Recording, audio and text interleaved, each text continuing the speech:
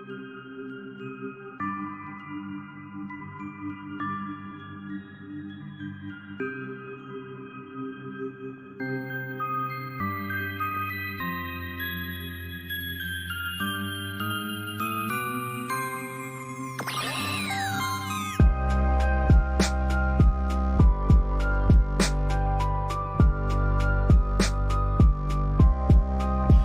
god, please don't tempt me, KFC.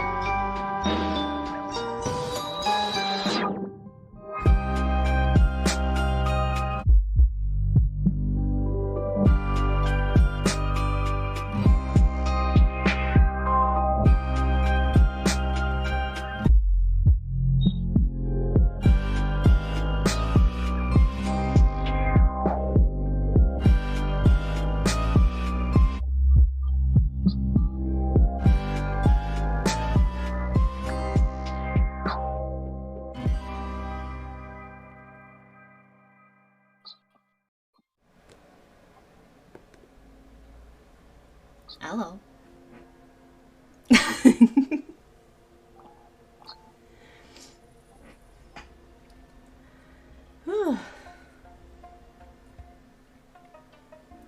It's been a week.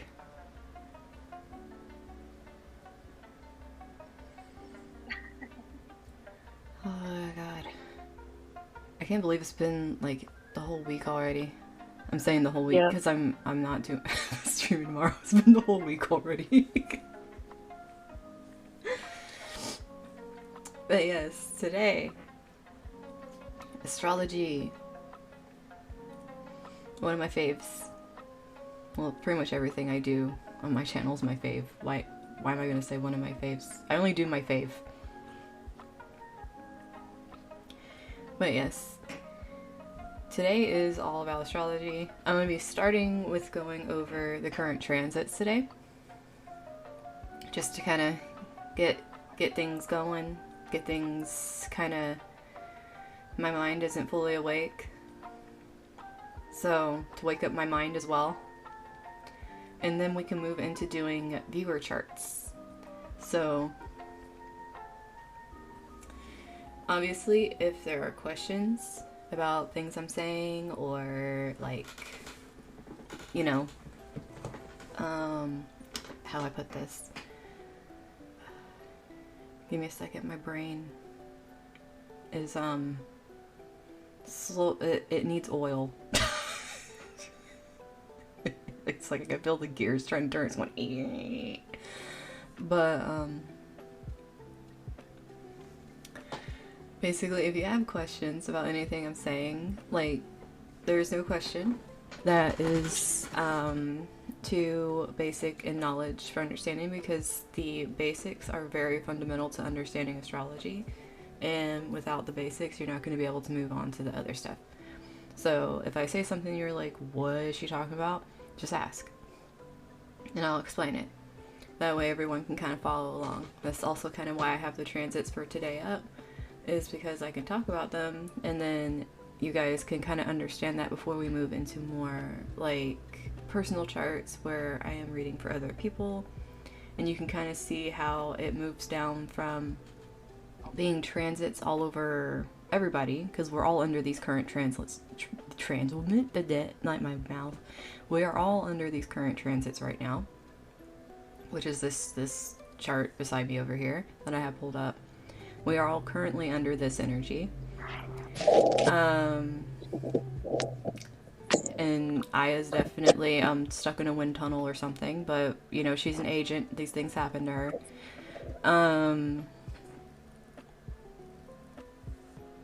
and I banana brained.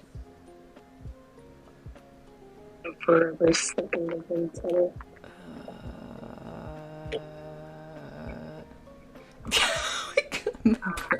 My brain is mushed today. Mushed. Okay. But, yeah. So, we're gonna be going over the energy that we're all sitting under with the planets, and I'll explain each one. And then after that, we can move into who would like their personal charts read. Now, obviously, I will not be saying your information on here because that is not safe. And I will not be doxing you either. So it's like anytime I'm putting stuff in, if it's a new person, do not write your information in chat. Please. Please don't write your information in chat. It's like if I know you and you can DM me, then DM me your information if you're excited and you're in chat. But if not, don't write your personal stuff out in chat, please. I just want people to be safe.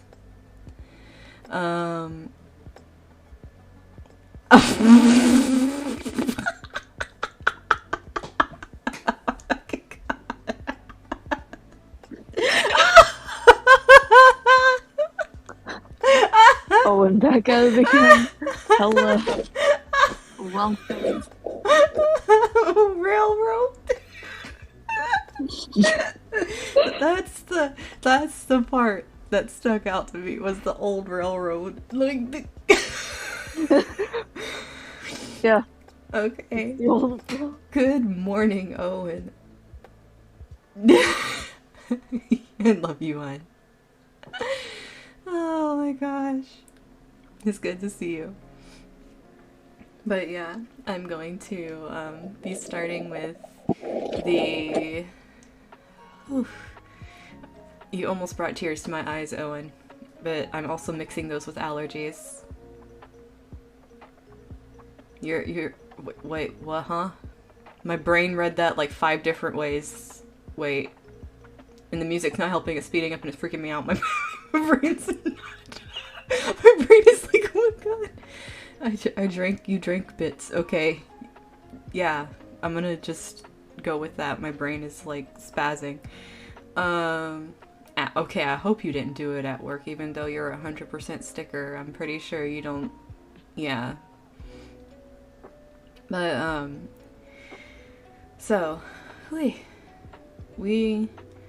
are gonna start with the transits. Now, I want to say the location. Actually, I want to tell you guys how I read charts first, because there are many different ways to read charts. There are many different types of astrologers and way astrologers choose to read astrology. And that's probably helpful for people to understand. The way I like to read charts, I can... HIPAA, yes. Oh, and that's why you shouldn't drink and drive is HIPAA, of course.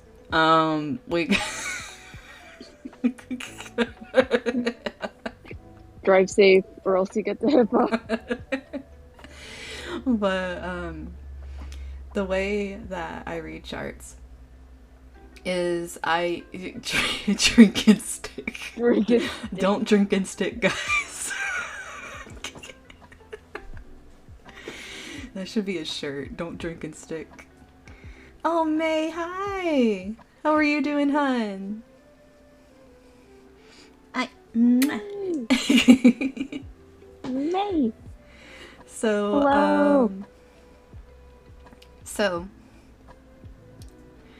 what I'm going to be doing is reading the way that I read charts, because I'm going to explain my way. Maybe later on in different Astro chats I'll explain different ways, but I feel like if I explained every way astrologers read different charts, it'll just be too much information at one time.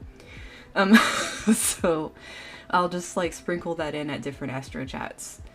But the way that I read charts personally is the wheel style over here. I don't do the co-star thing where people just list tables. I can't stand tables.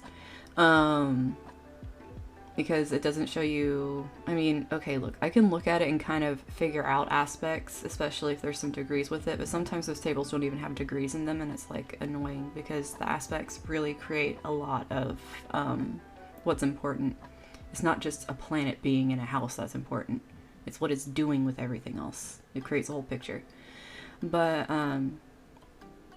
so the way I read is the Placidus style, because there's different styles. And thank you, Owen. That's such a backhanded compliment to other people. I can't. Thank you for loving me like that. I call it other people's stuff toilet paper. I don't even calm my tits.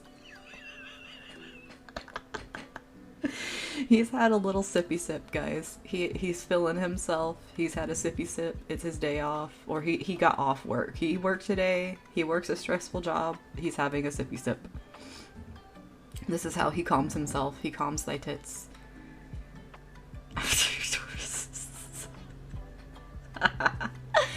But it's okay, Owen. I understand your pain.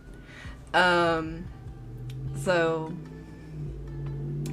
yeah, I read what is called Placidus style, which means that with how the chart is generated, it is broken up into pieces based off of a different kind of mathematical equation, because there is a lot of math that goes into astrology as well. So it's like there's a lot of like background with that. Hi, Espa. The back. Hello, Espa. Welcome. Oh, you got the... Okay, that's good. You got the notification. I've been wondering if those are going off or not. I'm not like, you know, I can't like go and see if people's notifications go off. But yeah, I read Placidus style. There's things called like whole chart and things like that. Like I said, I'll explain other ones in different times. But I read Placidus. And I also choose to read certain things that maybe other astrologers don't read. Like I do read interceptions, which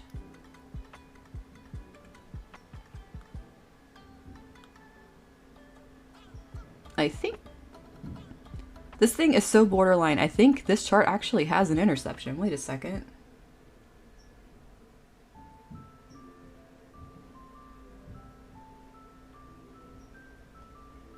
Yeah, it does. Yeah, this chart actually has an interception, so I get to tell you guys about it on this chart. It's very okay. Look, I'll show it with my my handy dandy finger bobber, because I have it where you guys can see my mouse. But this right here, you see how close it is to, you can't really tell if it's like in there or not. This actually moved just a teeny slight little bit into Leo. Like it's like 0 degrees 8 minutes into Leo. So there is an intersection between Cancer and Capricorn energy in this chart. So I'll be able to explain that. So that's actually there. You let your sun out in the...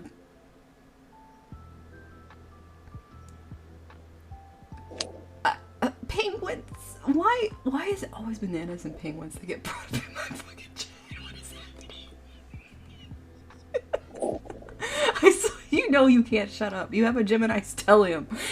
Don't even try me. There's no way for you to shut up. Oh my god. Oh my god. No. You'll be quiet for like 2 seconds. Still, don't shh me. I'm probably gonna pull your chart up just so people can see why you're so crazy. And but I also have different ways that I read charts as well. Besides, you know, all the lingo of the astrologers. I also have my own ways that I read charts, because I will look at people's charts, and people know this from if I've read their charts. I will get a thing in my head of how I feel their chart is, like a name kind of thing. And just to let you guys know, Owen's chart literally gave me fuck the box vibes. Like he just wants to break the box. That's literally what his chart, his vibes are for his chart, is he wants to break the box. So, and I think he does have a Grand Cross, if I'm remembering correctly. I could be remembering wrong because I haven't looked at his chart in a long time. But he has that I'm out of the box, I'm breaking the box, fuck the box vibes kind of chart. So, without.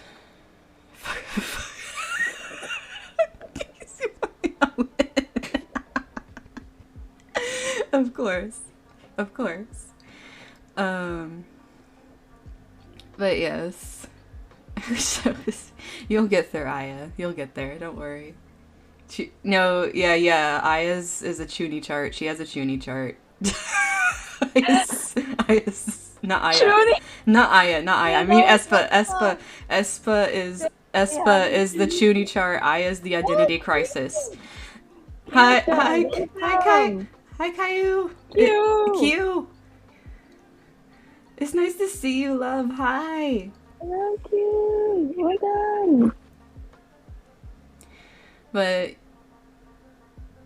I can't remember if you have a Grand Cross. I just know that your chart gave me the vibe of hating boxes, and well, that's it. Aya's is identity crisis, Espa is Chuny all the way, and you're just wanting to break out of boxes and stomp on them, so I don't know you, but I girls.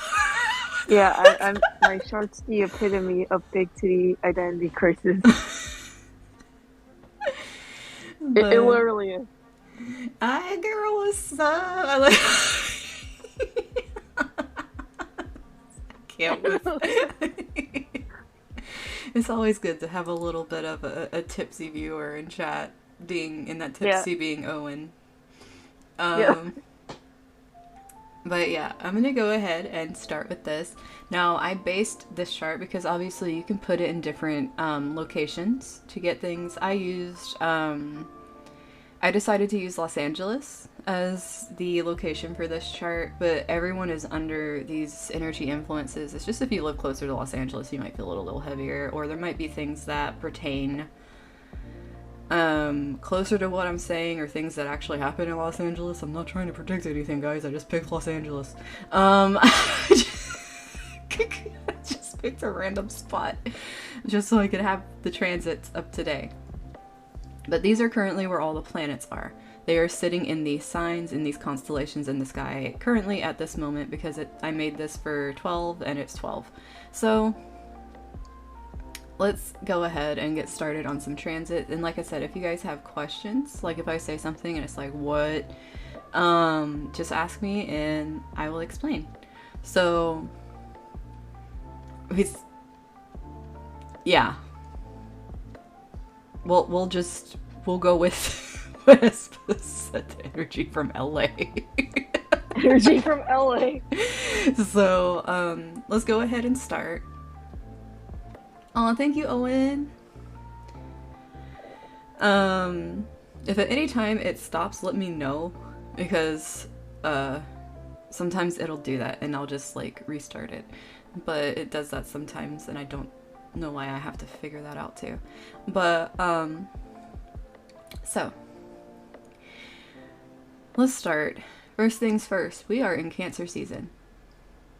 I like how the bell rings for that. We are in Cancer season. Ding! Like so the sun is in Cancer. Now, to see this, it's this thingy up here. If you don't know what the glyph or the symbol for the sun is, it is, well, it looks like a tit with a nipple. I mean, what else am I gonna say? It looks like over here a donut. Like I don't know, but that's what the sun symbol looks like, guys. That's the sun. If you ever see it in a chart, that's what your sun is. And if whatever this symbol is right here is the sign it's in. Cancer is a 69 on its side. That's just how it is, guys. So the sun is currently in Cancer, which means that we are in Cancer season until the duration of the sun moving into Leo, which will be in late July.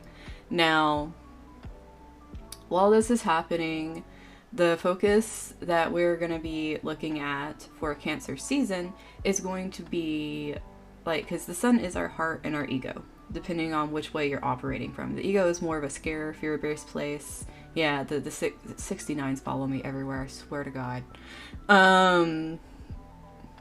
My blinks are 69. They're like, it just straight up follows me everywhere. But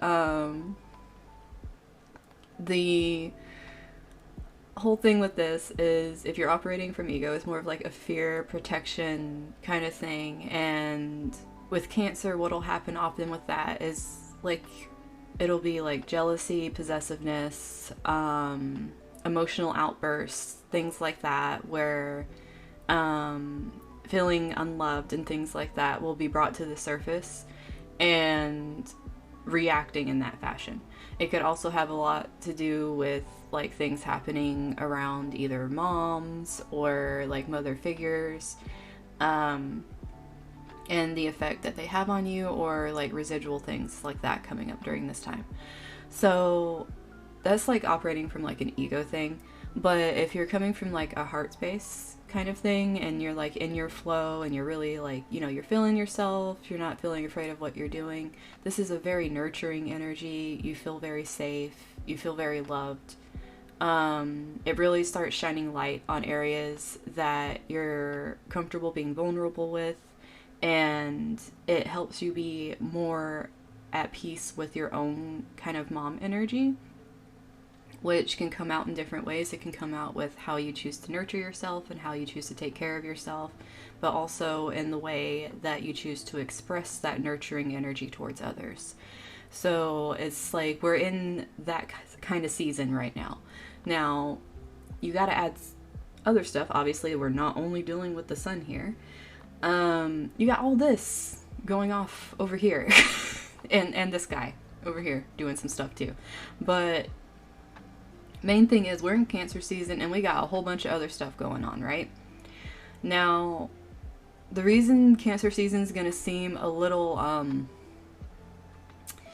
how can I put this? It might be kind of challenging, because we are having this square, and what squares are these red lines, for one. This short red line, not the really long red lines. Like if you see a long red line going in between something like this, that's an opposition, like if it goes straight across the thing. But if they're short, square. Now, there is a square, which is a challenge. And a challenge has the opportunity to be overcome. Just because something is a challenge does not mean you sit there and you cry about it. Well, okay, you can, because sometimes challenges really freaking suck. If you need to cry, you can cry. And that's, I think I'm saying that because we are in Cancer season. If you need to cry, you can cry, okay? Be vulnerable, even if it's like in your own personal space. You don't need to be vulnerable and crying in front of people if that's not your thing. But the thing is, we're having this challenge here with becoming more vulnerable and opening our heart more when it comes to this Chiron energy. And Chiron is the wounded healer. It's basically for, let me see how to, it's pretty much like we are given many different things throughout our life, right? That cause us pain, that we have to work through, and or we choose not to work through, and that causes the ego to be more at the forefront because of our scarce, like fear-based kind of feelings and everything, right? But if we choose to work through our wounds, and we choose to work through the pain that we have, we can harness it and make it very powerful for ourselves. It's like turning the lemons into some lemonade and then some, pretty much is what Chiron is. And Chiron currently is in the sign of Aries, which is the sign of self, me, I am.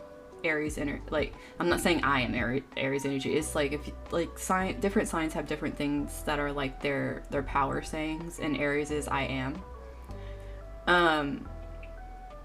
It's a very go-getting energy. It's very in-your-face energy. It is the freaking god of war over here. So it's like you're gonna go in gung-ho doing some stuff, right? It's also fighting for like what you believe in, like willing to like go up in arms over things and be very passionate and have that like full-on energy to do something. Now, having Chiron in this is like going to battle for yourself. It's like looking at your wounds, facing your wounds, fighting them, and becoming stronger because of them. And having that as a challenge in between this sun energy in Cancer is basically like, the challenge is you're doing this but how are you expressing it? Because, like I said, there's two ways you're going to be expressing this energy.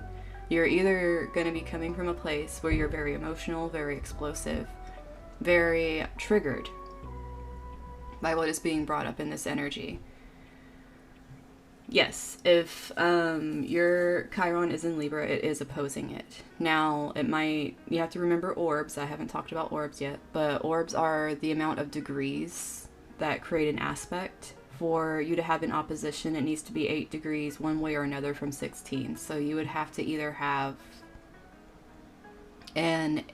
between an 8 degree to a 24 degree Chiron and Libra to be opposing the current Chiron in Aries, which is its own balance that you're going to be having to work through with a lot of wounds there, hun. So, like I was saying with this, the challenge is how you are going to express how you're working through these wounds, because Chiron moves a lot slower than the sun does. Now, the sun is going to be moving and getting closer and closer. This square is going to keep getting closer over the coming weeks, right?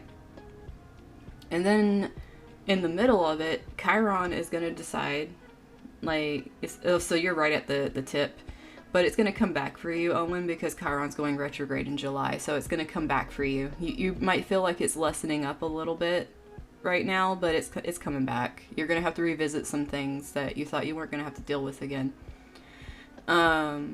Sorry to just throw that on you like that, but that's I'm pretty sure you're used to it by now. But yeah, in July there are a lot of he's like, yeah, I'm out of the woods. Aw, fuck. But the thing is, a lot of these planets in July are gonna be shifting. A lot. All throughout July. Like, obviously, these planets that are in Gemini are going to be shifting into Cancer in July. We have Mars is going to be moving out of Aries into Taurus in July. We're already in, I'm like, in July, and we're in July now. I keep still thinking it's June for some reason.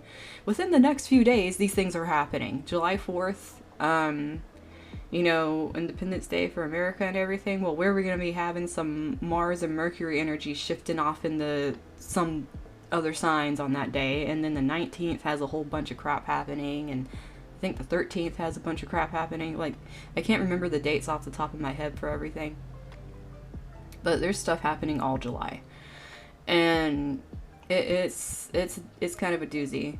Lynn, oh my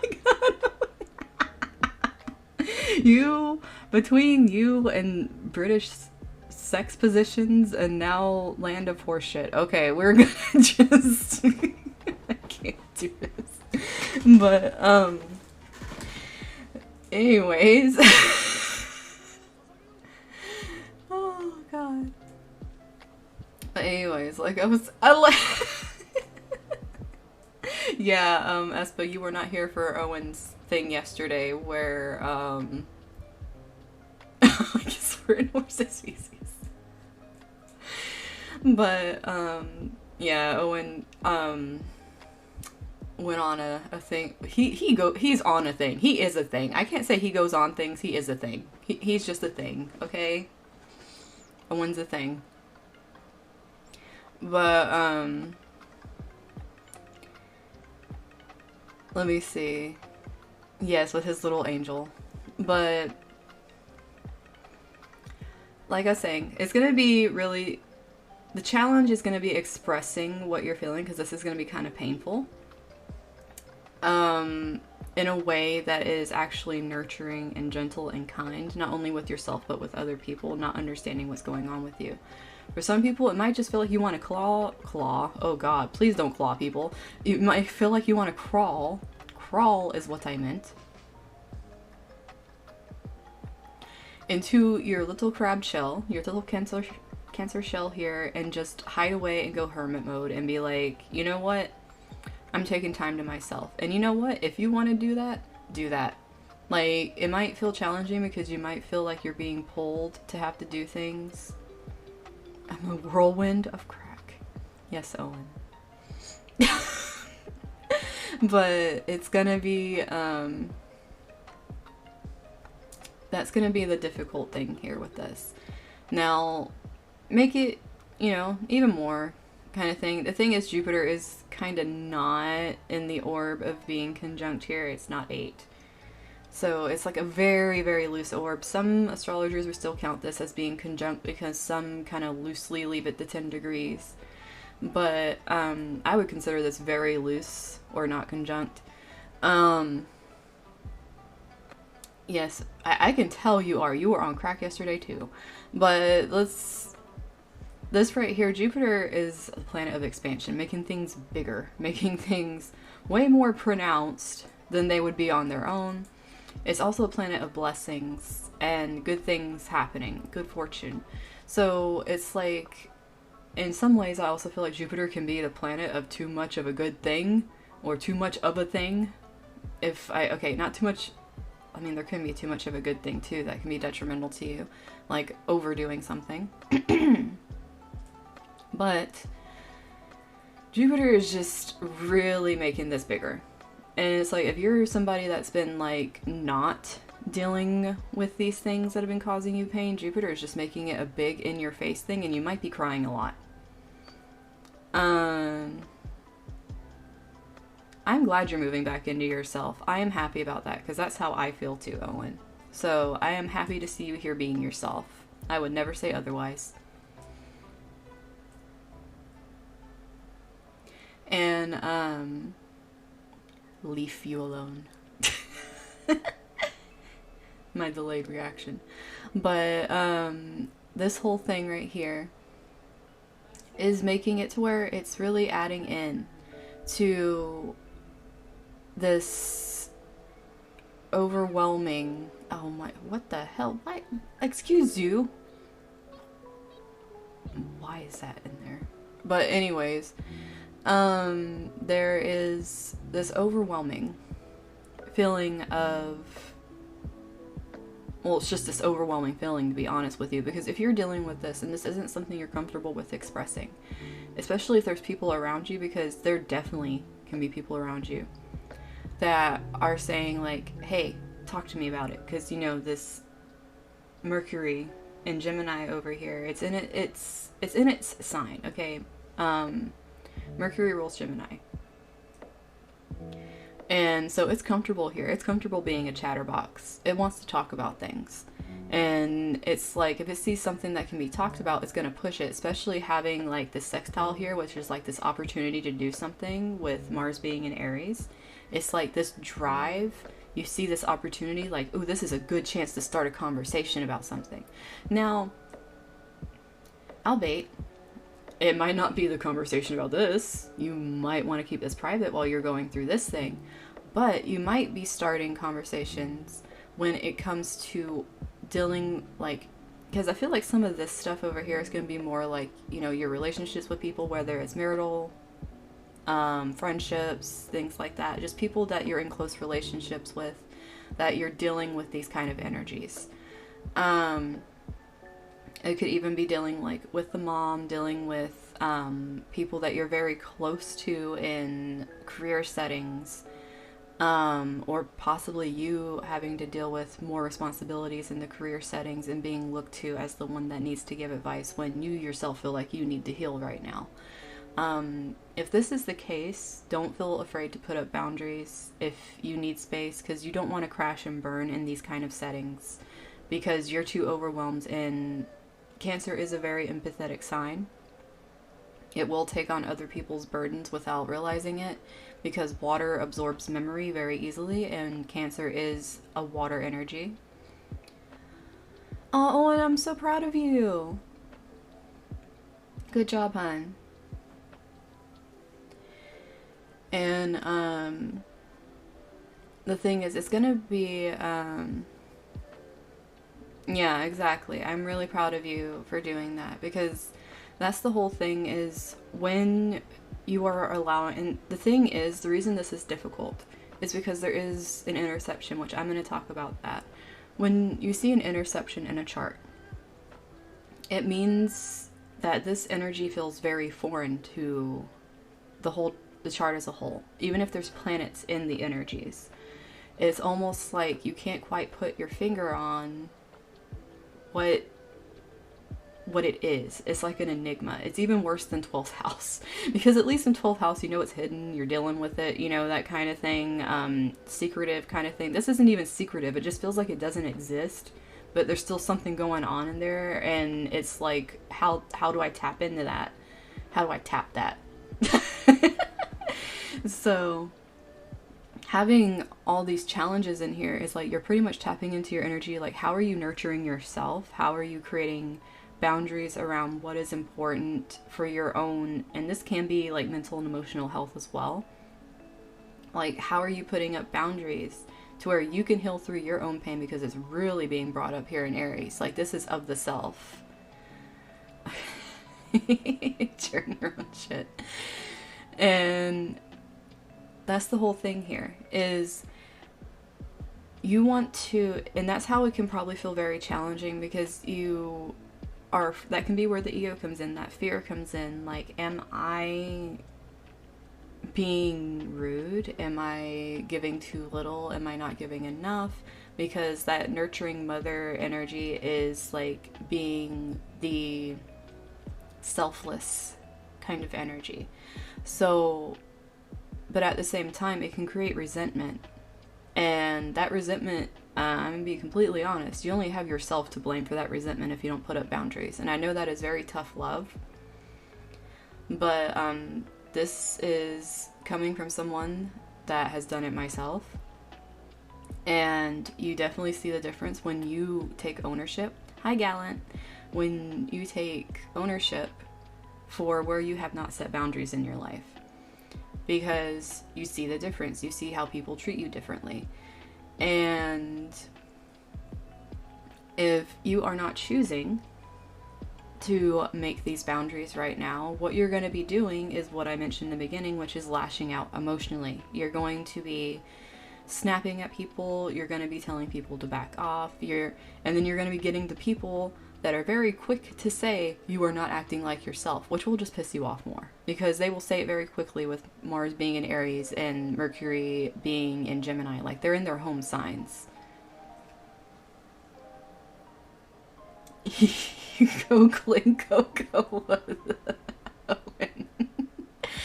But this, like I said, it creates an opportunity for very fast, rapid discussions.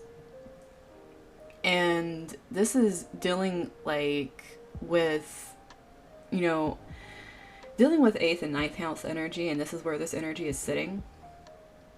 8th house is like a possessive kind of energy. So people are going to feel like they own the right, and it's a very open, equal opportunity here. They own the right to be able to say how they feel about your situation. Like, they just, this gives me very big entitlement vibes. I'm not gonna lie. They feel entitled to your information. They feel entitled to what's going on with you. And it can make them extremely pushy. They also, having right here, there is also a trine going to the Leo moon over here currently. Like, this moon will be moving out of Leo probably by tomorrow, I believe. But especially today, it can feel very strongly that people are just trying to push into your very personal business, because moon is your subconscious you. It's your emotions. And moon is ruled by Cancer also. So this is a lot of like emotional... No, you are fine, Owen. Everyone is fine to be themselves here. It's just, you actually have known me for a bit, and you have learned a lot of astrology from me, so you understand a lot of what I'm saying already. Everyone else is very new, so they are learning the astrology, like how Gallant is doing her note-taking. So, it is completely fine. If I wasn't uncomfortable, Owen, you know I'd say something. I love you for who you are. Don't change. But yeah, Owen actually has a pretty good understanding of astrology, because I have been teaching him astrology for, God, like what, a couple years now. So, like, I've read his chart quite a few times, and all that kind of stuff. So it's like he has a pretty decent understanding of astrology. She my guru. But the whole thing is there's a lot of energy here with emotions, very deep emotions. These aren't light emotions. These aren't surface level emotions. The Leo moon will try to put on a show to hide the emotions, but it can flare into dramatics, especially if it is ticked off, because it is fire. It will flare up. It is a lion. It will roar. Now, like I said, that mixing in with the sun being in Cancer, today could be something, because this is collective energy. I swear if LA, there's just something flaring up over deep emotional things flying up. I mean, this could be something like a marriage thing, if I was to look at a broader perspective, things coming out on the internet over a marriage, and the mother of the children having a lot more power in the situation. I don't know who this would be applying to, guys, because I don't really watch celebrities and stuff. I watch VTubers. So I don't know what's going on in LA. But this could definitely deal with like divorce. This could deal, because you have both 8th house and you have 7th house energy here, because 8th house is divorce, and you have Mars in here swinging in with a lot of energy, and then you have Chiron here with all these wounds coming in from the 7th house of marriage, swinging into the moon also. So it's giving, if there's a mother in a big legal battle situation, giving them the upper hand. The challenge is, there might be some curveballs thrown in with the challenge over money, because Taurus being in Uranus here, whatever that is. But like I said, I don't really read celebrity things, because I don't know what's going on in media right now. I have no idea. But that's just the kind of energy I get from that, is like a very big, high profile relationship, especially with the internet. It's well known on the internet. There's probably a lot of news outlets reporting on it. And this over here just being a lot of wounds, and the person feeling that they have all the power in it, but being thrown some curveballs and restrictions when it comes to how the people view the female in this situation. Because they're, I mean, it makes sense. The male would be the Saturn over here, be the dad. Completely opposing each other, so yeah, that would make sense, and probably being seen as like a cheater or somebody that wasn't taking things seriously, because the 5th house can be playing around and things like that. So it could just be that kind of energy, or literally the dad in the situation is not being taken seriously because of this energy. And the people, because it's in Aquarius, like the actual people, this really has a lot of internet energy, so this could be like an internet couple, because Aquarius is the internet, 11th house is internet, so this could be an actual like internet couple that are going through these things, maybe an internet breakup, and then like all this stuff is happening. So yeah, if there's something like that going on in LA, let me know, like, because I don't know what the hell's going on in LA, but or on the internet, and they're located in LA, I have no idea. But yeah, it looks like it's more in favor of the female than the male, because it's like the male is going to be able to talk some game, having Mercury over here, but it really seems like the female has more of the heartstrings of, like, you know, the pain, the push, and all this stuff going on. But the guy's pushing too. Yeah, this really seems like a divorce breakup type arc here, because they're like, he has more opportunity to push forward, but her trine makes it like a flow for her. He has opportunity, but she's flowing straight into it. That's LA every day. Yeah, I know. Like, that's what I'm saying. I don't look at what's going on, because I don't know. I'm not like a huge news watcher or celebrity watcher, because I feel like a lot of times the way the news portrays things is just very like negative. And that's all that's reported on in the news. That's why I like just looking at videos and laughing and having a good time, like looking up the good in humanity as opposed to all this bullshit, honestly, because it's non-productive.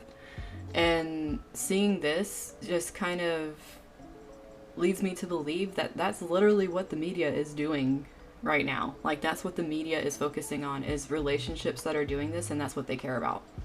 They don't care about, like, things being built up. They don't care about, like, you know, what we're doing to better ourselves and things like that. It's like they care more about the fact that there are breakups happening, there are divorces happening, there's things with money going crazy, like, you know, there's squares between Uranus, like them fighting over the money, like all that kind of stuff. So yeah, exactly.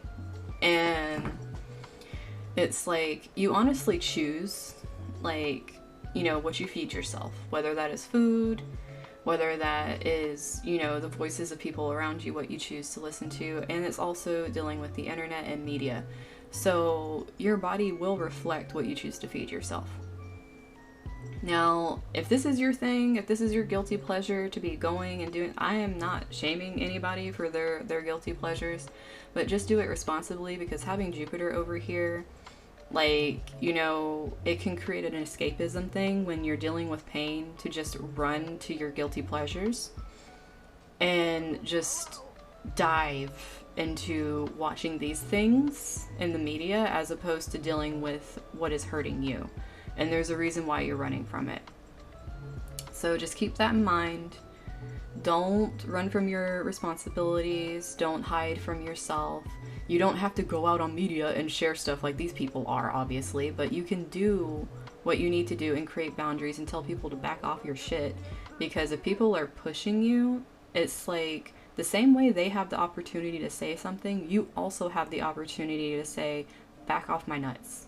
Like, seriously. Like, you have the power, you have the strength to say the same thing, to just back off of me.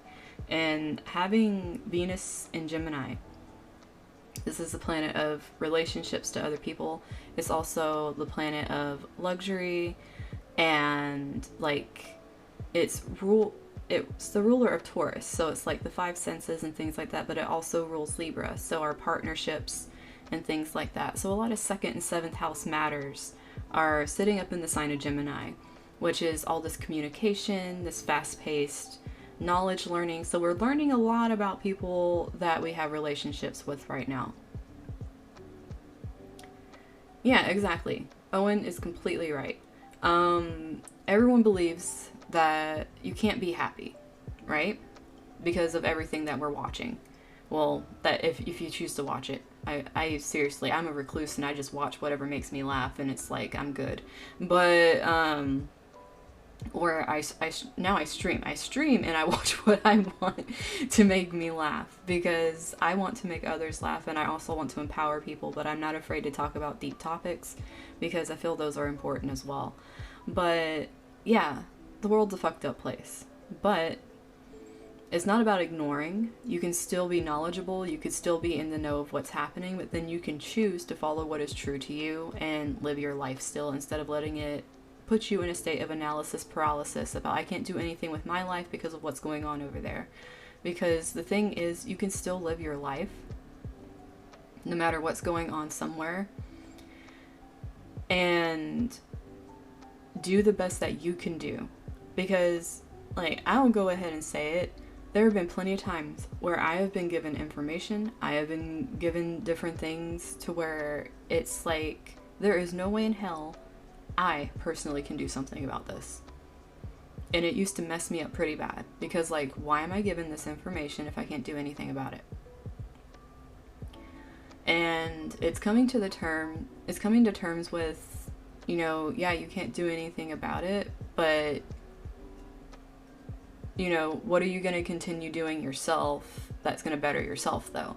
Like, what are you going to do that's going to make you happy even if you can't do something about it?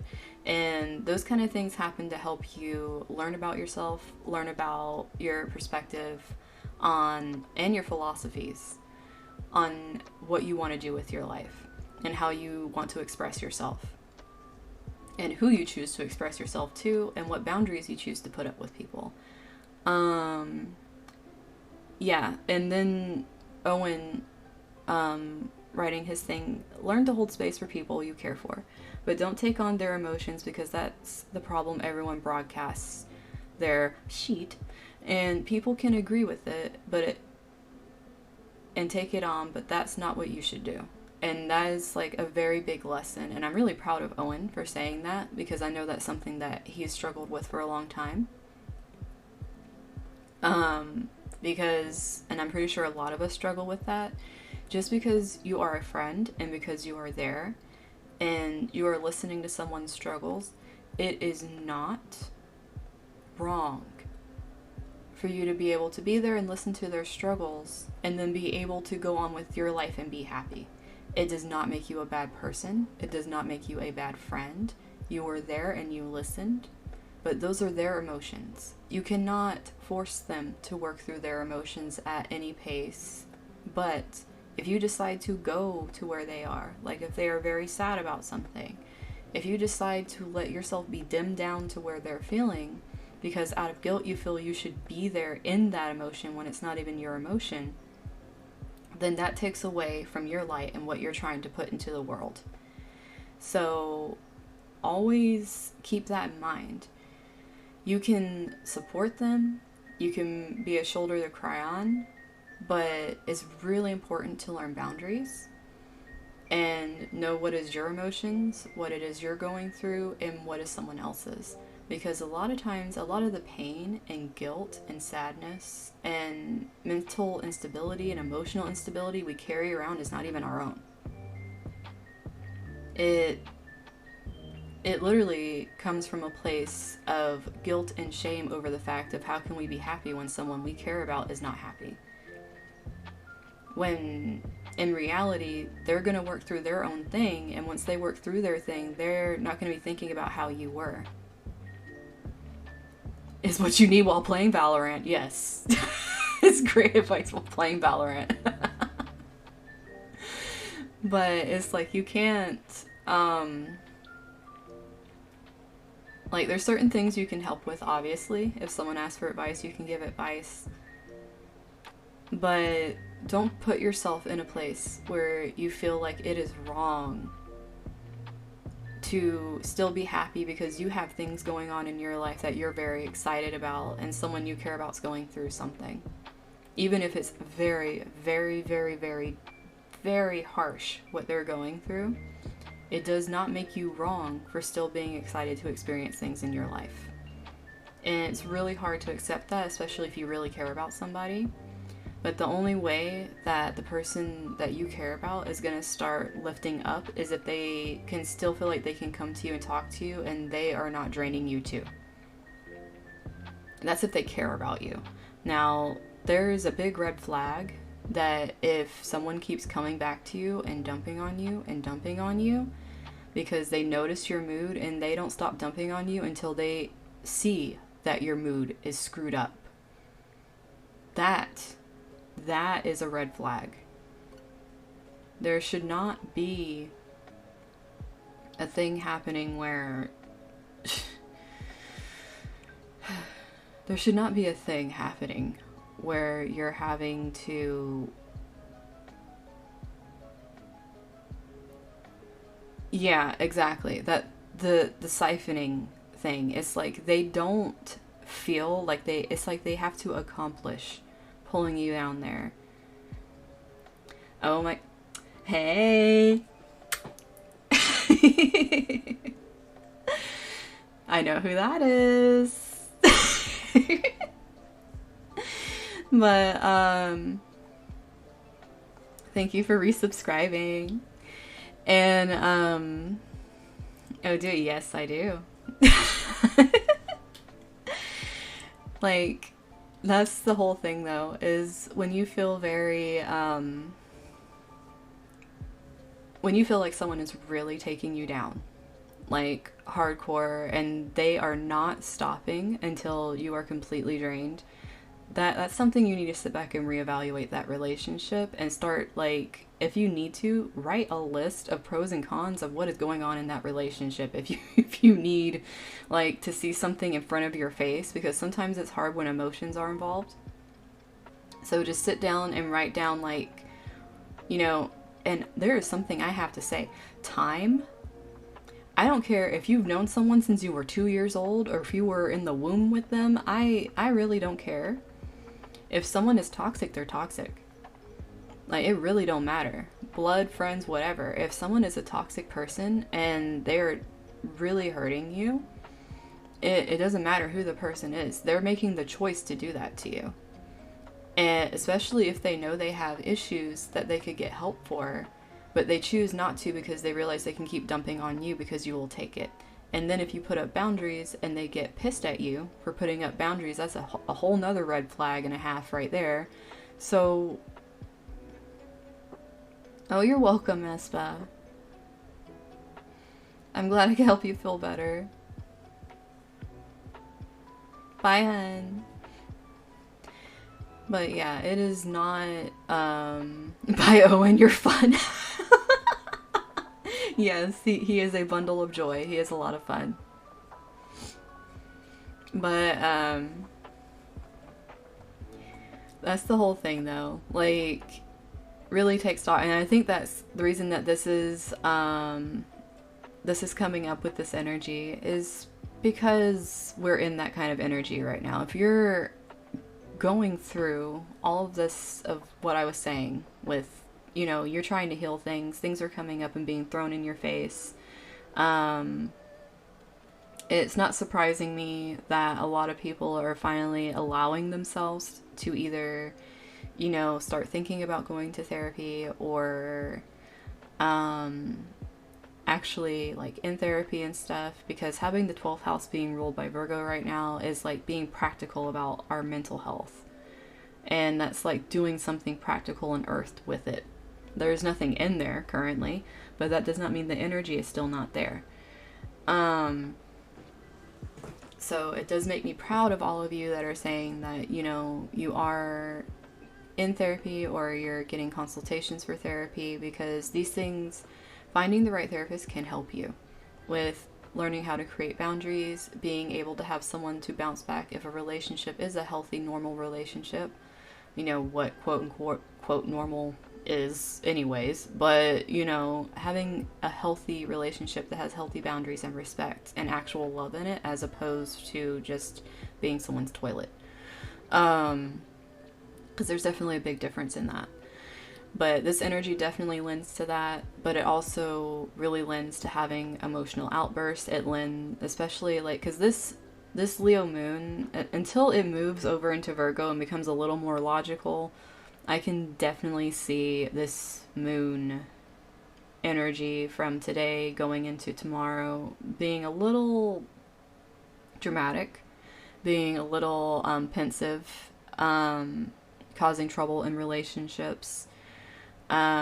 Creating a very easy open flow way into creating conversations around like wounds and things that haven't been addressed, though that can be good for relationships as well, because if things haven't been addressed, no matter if this is marriage, girlfriend, boyfriend, friendships, whatever,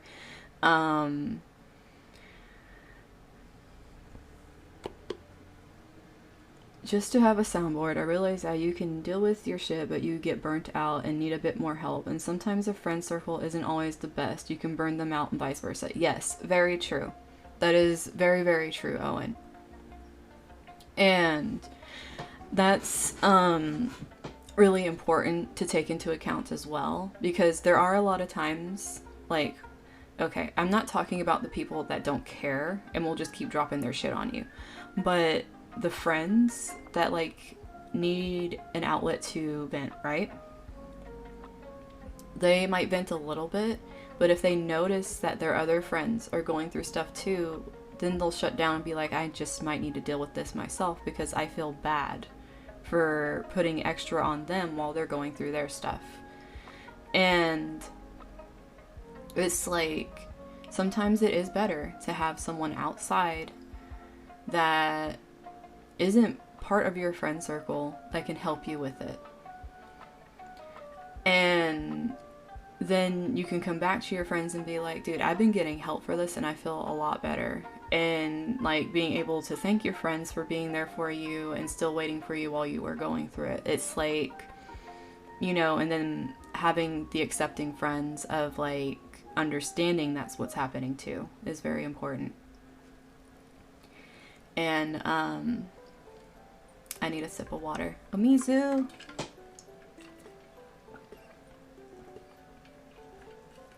Okay. So, like I was saying, it is really important to do that. Obviously, friends are there, like, well, good friends. Good friends will be there and they will try their best. But we are all only one human. Even though some of us may seem superhuman, all of us are all still one human. And as much as someone might be able to hide things that they're going through a lot easier, it doesn't mean that they're not going through things. And a lot of times people, when they really care about other people, they will just hide what is happening with them and just try to help the other people because that's their form of escapism. Escapism happens in a lot of different ways. And I feel like this needs to be addressed because it's actually in this chart as well, with Neptune being in the 6th house. And it's retrograde as well. Oh, and let me see. I have a hard time opening up to people because then they look at me as this broken thing, and I'm not. I have dealt with my shit, but sometimes trauma has a sneaky way of triggering you in ways you never thought. Yeah, exactly. And even from my own personal experience, I have worked on a lot of my stuff. Stories I tell you guys, I have worked on it for years and years and years. Okay, but that does not mean that sometimes things don't happen that will trigger things. That doesn't mean that I'm not in a healthy space, but it just means that, you know, for that moment I was extra vulnerable. And maybe, you know, it could be from any number of things, because you can become vulnerable from different things. Me having health issues, sometimes if my health issues are flaring up, it makes my emotions extra vulnerable, and if something triggers something that I've been working on for a long time, or that I'm freshly working on, it makes it harder. But for other people, like say, you know, mental, physical health issues, it could also be stressors from dealing with relationships, dealing with work. We are all human. We all are not robots. We have emotions, and different things can crop up that just out of nowhere decide, hey, I'm gonna bring up this thing that you haven't thought of in a long time and just like send you for a loop for a minute. And that's normal. It happens as humans. It doesn't make you weak. It doesn't make you a failure. And it doesn't mean that all the hard work you did to get to where you are was for nothing. We have somatic memory, which is body memory, as well as emotional and mental memory when things happen to us. So an example of this that I can give is like, and this might be kind of triggering for people, but like say someone that has been through abuse, they see a raised hand and they like, you know, they move. Even if someone isn't raising something at them, it could just be like a hand going up. Like say someone's playing a video game and they go like, oh shit, and it's like they like raise their hand and slap their leg or something. But it's like you're a person who's been through things where they see a raised hand and you freak out and you're like trying to like either dodge or cover your face or something. That is a body response that you won't really realize you have until you're in an environment where that's not happening to you. And then you realize just how out of place it is for you to be constantly doing something like that. And like that's something personally that I've been through. So like having to realize that you don't have to do that. And then of course like the people you're around that care about you that don't do that to you get very worried because they would never do that. It's like they feel bad and guilty for like scaring you when it's not their fault. Like it's not their fault that you have something like that. It's something that you're working through, and it is a lot of times it can still catch you off guard even if you've worked through it because it's a body memory. Body memory is a lot harder to work through because it's automatic. Because unlike mental, where you're thinking through things, you might have flashbacks and stuff and zone out or whatever. With the body just does things. It's like how your heart just beats. on its own. You're not telling your heart to beat, your heart's just beating. When you have a body memory and something happens and your body reacts to it, it's like a heartbeat. You know, that whole doki doki thing that happens. So a lot of times it takes a lot longer to work through a body memory than it does to come to terms with an emotional or mental thing, because you're not even realizing what's going on with your body until you start working through the mental and emotional, because it's a whole.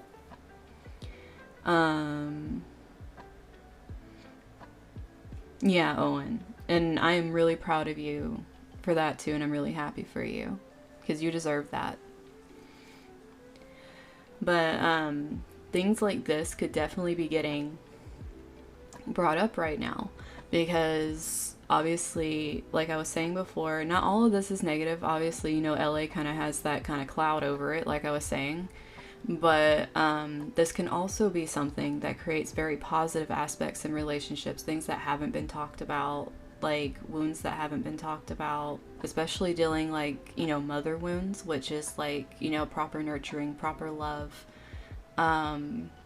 being shown affection and generosity and an open, vulnerable heart that is there and makes it easy for you to express your wounds. I told you weren't gonna shut up. You're a freaking Gemini stellium. You're literally like a tornado on crack, dude. That has like the eye emoji that's just on it as you twirl around constantly. That's literally you. That would actually be pretty funny to see. But the whole thing here is, this can be very good for relationships. It can be very good about hey, my sun's in Gemini and my chart is very earth heavy. I am a very grounded Gemini sun, and you know this. I ground your ass. Don't try me. Our suns dance together. But yeah, that's why I understand you so well, hun. Owen, did you subscribe against being sneaky and I didn't see it because just now your little badge came up beside it and it wasn't showing up before? But I saw you using emotes yesterday, but it wasn't showing your badge.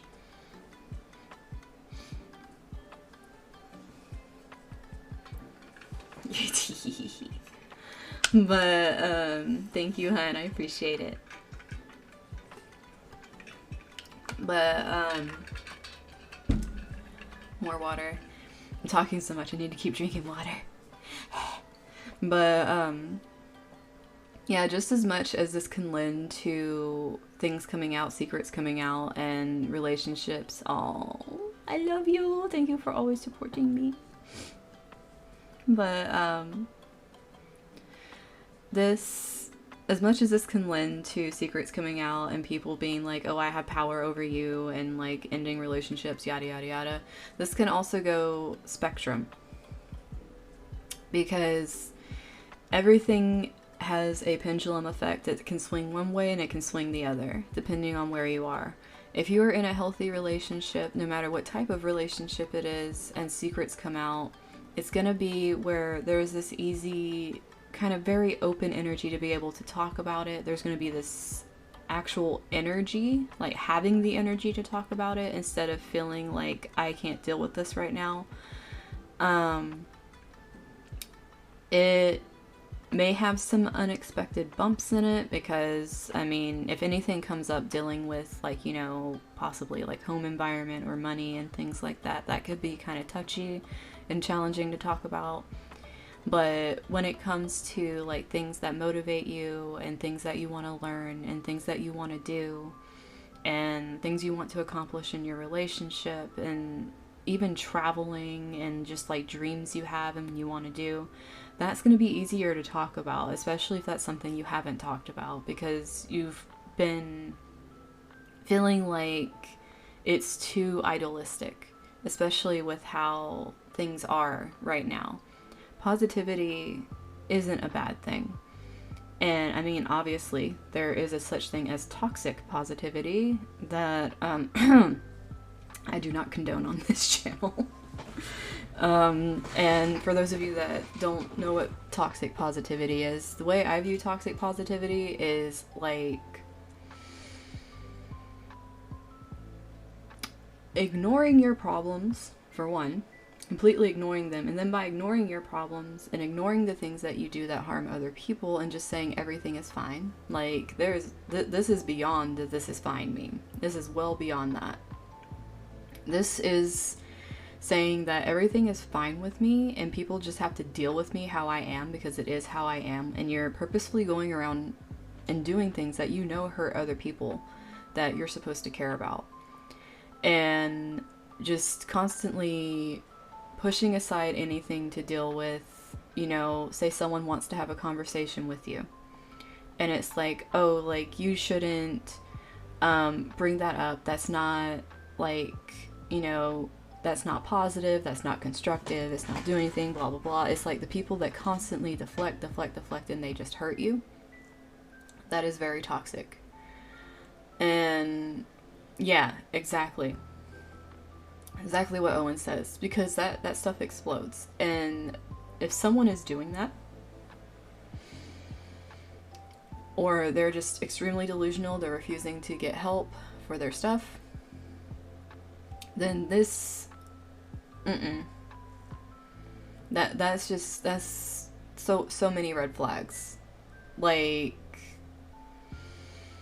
and that kind of stuff, like, really ticks me off, because it's like, of course it is not healthy for you to be doing that, because you are not working through your issues, you are not doing the things you need to be a better you, and it has nothing to do with comparison. There is no comparison thief of joy here. This is you just wanting to be a better you, like wanting to be a person that has the best intentions for yourself and for other people, as opposed to the person that's like, if people can't handle me. There's a big difference between people cannot handle me as I am in my authentic self. I know I'm not going to be everyone's cup of tea. I already know this. I know some people are not going to like astrology. Okay, it's fine with me. You know, that I'm not being toxic and chasing them down and telling them they gotta love astrology. No skin off me, man. You know, you do you. I know some people maybe won't like my voice, or maybe won't like how I look, or whatever. Like, that's their own thing. I am not gonna chase them down and try to change their mind. That is them. But that is very different than me, say, trying to indoctrinate people into feeling like, you know, if you do not agree with what I am saying, then that means there is something, like, wrong with you, because I am right in every way that there is right, and you are just negative. You are not a good person because you don't like astrology, and it's because, like, da da da da da da da. Like, dude, like, some people get very up in arms about, like, people just having differences of opinion. You can have a difference of opinion, okay? And you can still be friends with someone and have a difference of opinion. I don't know why it's become such a thing that if you have a difference of opinion, you can't be friends with somebody. Like, what is that? Like, that just boggles my mind, because how are you gonna learn and become a more evolved version of yourself unless you meet people that have different opinions and you see things outside of the way you see them and see, like, hey, do I agree with this or not? And it helps you either become more solidified in who you are, or it helps you realize that, hey, I kind of agree with this. Maybe I might, you know, look more into this, see where I can integrate this. You return when you have your burger. Yay. Yay for burger. But the whole thing is, you want to be able to express yourself in a way that is healthy And also, that doesn't shame people for being different. And that to me, it's like, dude. And also another thing with toxic positivity is like there's a lot of that in certain communities where it's like it genuinely hurts the person that feels like they have to be positive all the time for their community. It hurts them. And that's something that I've recently seen that made me feel really bad just with people that I watch, because they feel like they need to be the happy for their community even though they're hurting. It's like they cannot be human because it is not making their community happy, because to them they promise to always make their community happy. Now, I myself, yes, I want you guys to be happy. I want you to be yourselves. But at the same time, I am not going to sit here and make a promise and say that I'm going to be your be-all, end-all for making you happy. That is on you. You are in charge of making yourself happy. That needs to come from you. If you are not happy, you are not going to get happy by watching me. You're going to get a dopamine injection for a moment, and then when it goes off, you're going to go back to your thing. But you are in charge of making choices that make you happy. When content creators and creatives and all these other people take on these things of like, it is my responsibility to make my community happy, it creates a really huge issue that honestly puts a lot of them having to go to therapy, because they feel an extreme guilt over time that they are not delivering something that they promised, when they have no control over whether or not they make someone happy or not, because that's purely on the individual themselves as to whether or not they're happy. Now, delivering entertainment and doing things like that and making people laugh and all that stuff and brightening their day, yes, definitely. It's a great thing. It's a beautiful thing to be able to do that for people. But putting the pressure on yourself that if you're not constantly bringing the sunshine and you're not constantly the sunshine, you're not constantly 200%, like, that will wear you out because you're a human. Even though I'm showing up on here looking anime, I'm a fucking human, and I'm gonna say it. And I'm anime me on here anyways. Like, I was made in the image of me. I was pictures of me that was made anime in my favorite outfit. So if anything, yes, I'm gonna sit here and say, yeah, I'm human, I'm me. You might be seeing me doing magical anime girl shit up on the screen, but I'm still me. And it isn't my responsibility to come down here and wave a magic wand and make all your worries disappear. And I feel like a lot of creators are afraid to say this thing because it's like, it's ingrained in so many communities that they have to be the happiness for everybody, even if they're suffering. Now, I will also say that some creators do not like talking about their private lives, and that is their decision also.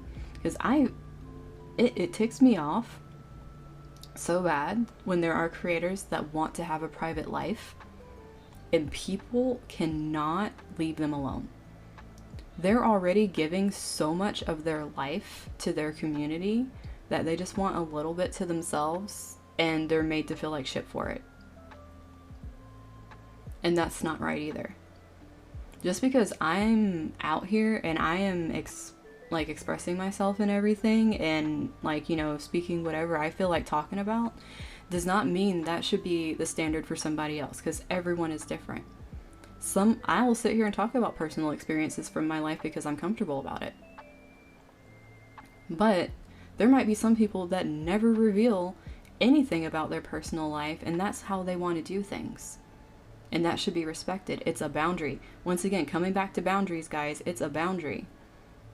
Boundaries are very, very important. And if you wouldn't want someone just barging into your house and looking through your shit, which is pretty much what being a creator is like, and having people trying to barge into your life and find out things about you, like, think about it on that scale. Would you want someone barging into your house and going through your shit to find out about you?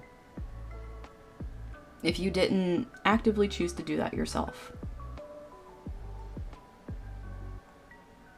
I, for one, would rather choose to tell you guys about my life when I feel like talking about it. And I would get very upset if you just decided to barge in and go through my shit when I would have talked about things anyways. And I can only imagine how much more upset it would make somebody else if they didn't want to even talk about their shit ever, and you barged in and just ripped through their shit and found things. Like, it's just respect. It's human decency. And I know a lot of people seem to lack that quality for some reason, and I don't know why. Like, we aren't playthings. We're humans. Just like you. And that goes for everybody. I'm not just saying VTubers. I am not just saying streamers. I'm saying people that create music. I'm saying people that create art. Anyone, like influencers, whatever. Like people that are on platforms that, you know, have bases that follow them. They have every right to have whatever boundaries they want to have and have them respected. It's just like if they were a friend in your friend group and they weren't okay with physical touch and someone else is okay with physical touch, just because someone else in the group is okay with hugs does not mean you can go, hey, well, they're okay with hugs, let me hug you. That is not how that works.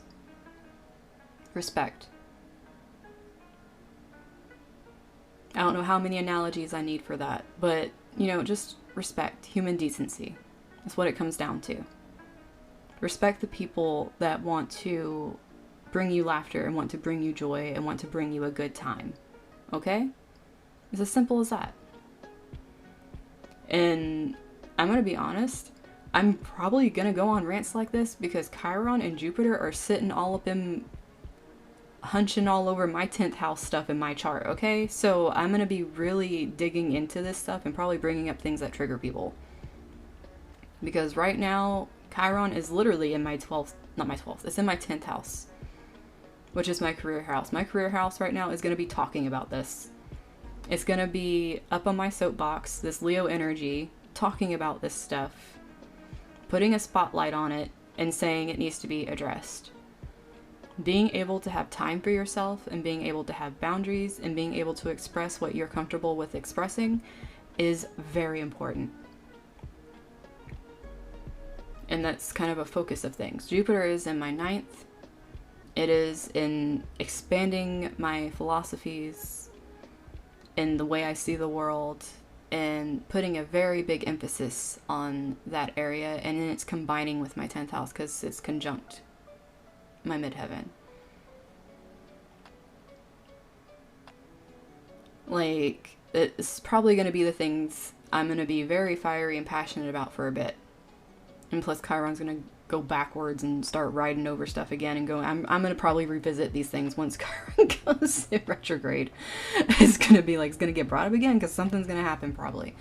But the reason I'm saying this is because, like, this is something that I honestly feel a lot of, especially when content creators have larger audiences, they don't want to talk about because they don't want to step on people's feet.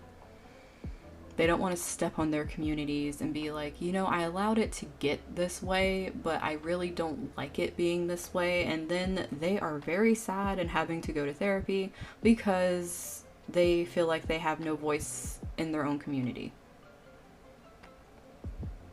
It's not okay. people that are creating and giving gifts to people with, you know, their energy and putting all their time and their effort into doing so much for people, having to go into like an emotional or mental crisis, or having to see a therapist because of how a community is reacting to them, wanting to have firmer boundaries, is messed up. That just shows a very huge lack of respect, and a huge lack of respect for them just being human and having their own human experiences that they have been through that they would rather not relive constantly. And that's usually what boundaries are. You put those up because it's like, you know, you don't want to have to go through that constantly. And if you're on a public platform where people can easily bring up things like that, the boundary needs to be put there. Now, it goes the same for personal life,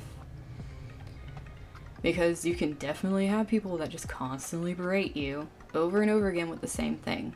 And it's hard to have those boundaries. Sometimes it's better to have distance. Time and distance. And then come back to it, and if it's still the same thing, then you can decide, hey, I did fine when there was time and distance, so maybe I'll do fine without this being here. And that can be your boundary. You can decide how little, how much you choose to speak to somebody. It doesn't make you a bad person. It's called self-preservation. You want to be around for those you care about that genuinely are there for you and support you.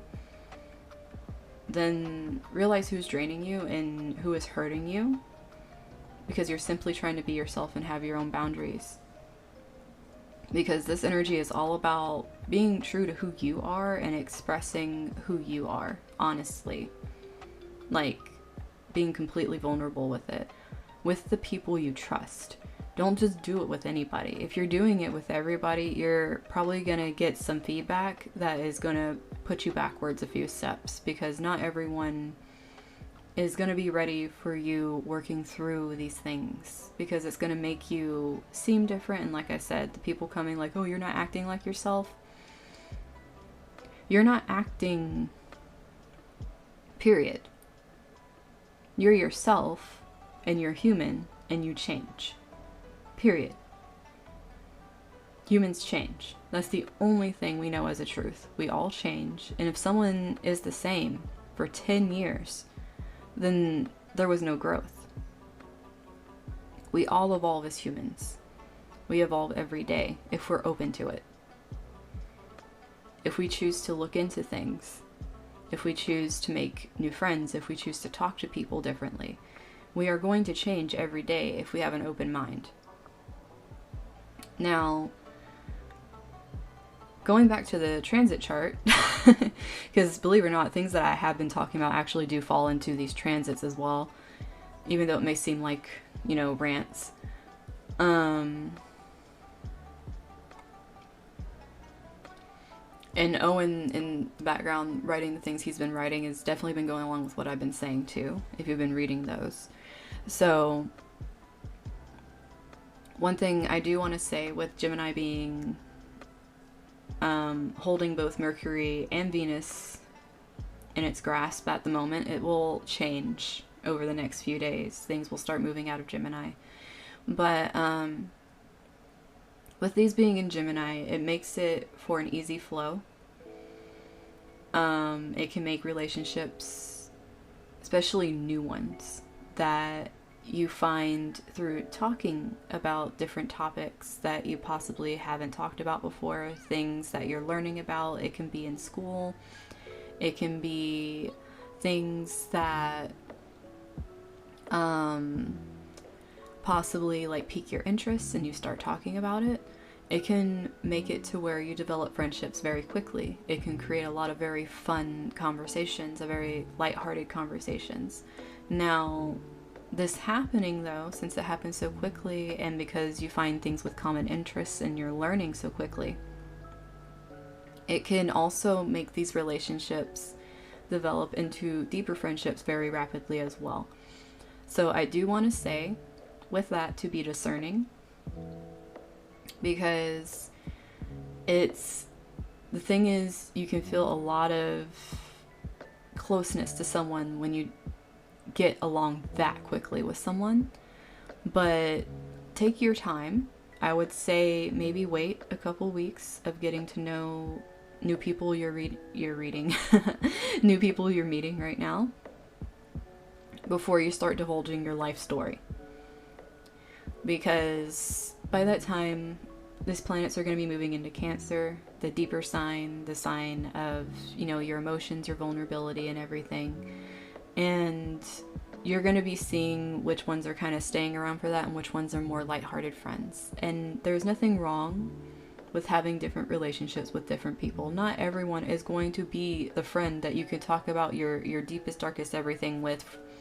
Like, if that was the case, it's like there'd be no balance. There needs to be a balance between having the lighthearted friends and having the extremely deeply emotionally connected people that you can talk to all the time.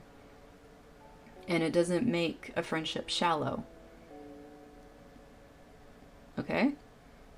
Because I feel like a lot of times it's like if you have a lighthearted friendship, it's looked at like, oh, that's a shallow friendship, when in reality it's a balance that's really, really needed, to be honest. And the same goes for conversations that you're having with people. The balance between having very deep conversations and then having fun, lighthearted conversations is also really important. Because if you're constantly just having heavy conversation after heavy conversation, then that burns you out. It burns you out so much.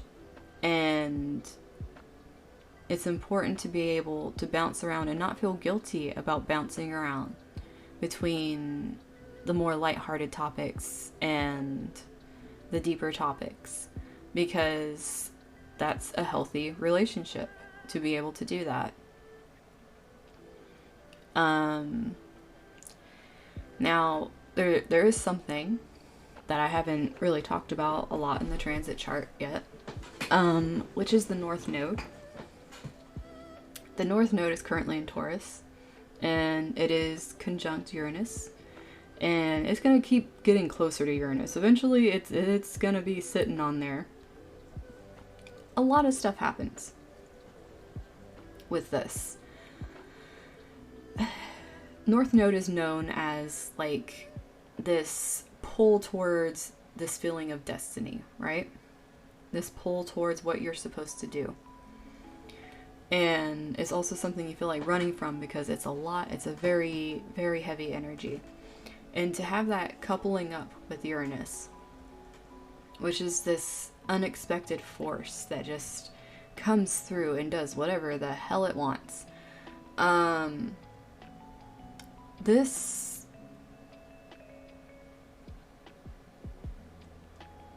can create, to me, it feels like, for those of you that know tarot, this can create a lot of tower moments. For those of you that don't know tarot, a tower moment is a moment where things are very unexpected. And it just happens in a foundation in your life that you thought would never be shaken, gets shaken and hurled to the ground because it was unstable. And then following that is the Star card, which allows you to build up from the bottom and create something that's more related to your heart. And helps you build from a very strong place. Even though you're at your most vulnerable, you're building from that vulnerable place, which makes it very strong. Now, that's the kind of energy I feel looking at this. And it's going to get more and more conjunct because it's going to get closer and closer and closer to each other. And this energy is already close. It's already at a 4-degree orb. So as it gets closer, we're going to be seeing this a lot more. And right now it's kind of dealing with, you know, laws going on right now. We can definitely see that happening with certain laws that are being thrown around right now. And the thing is, this is in the sign of Taurus. Taurus deals with our comforts. It deals with money. It deals with values. Certain people are pushing laws right now that are based on a set of values that affect bodies. And I know you guys know what I'm talking about. That is very Taurus energy right now. because Taurus, being of the five senses, is the body. And Taurus is also feminine energy. It doesn't take a rocket scientist to put together 2 and 2 of what I'm talking about.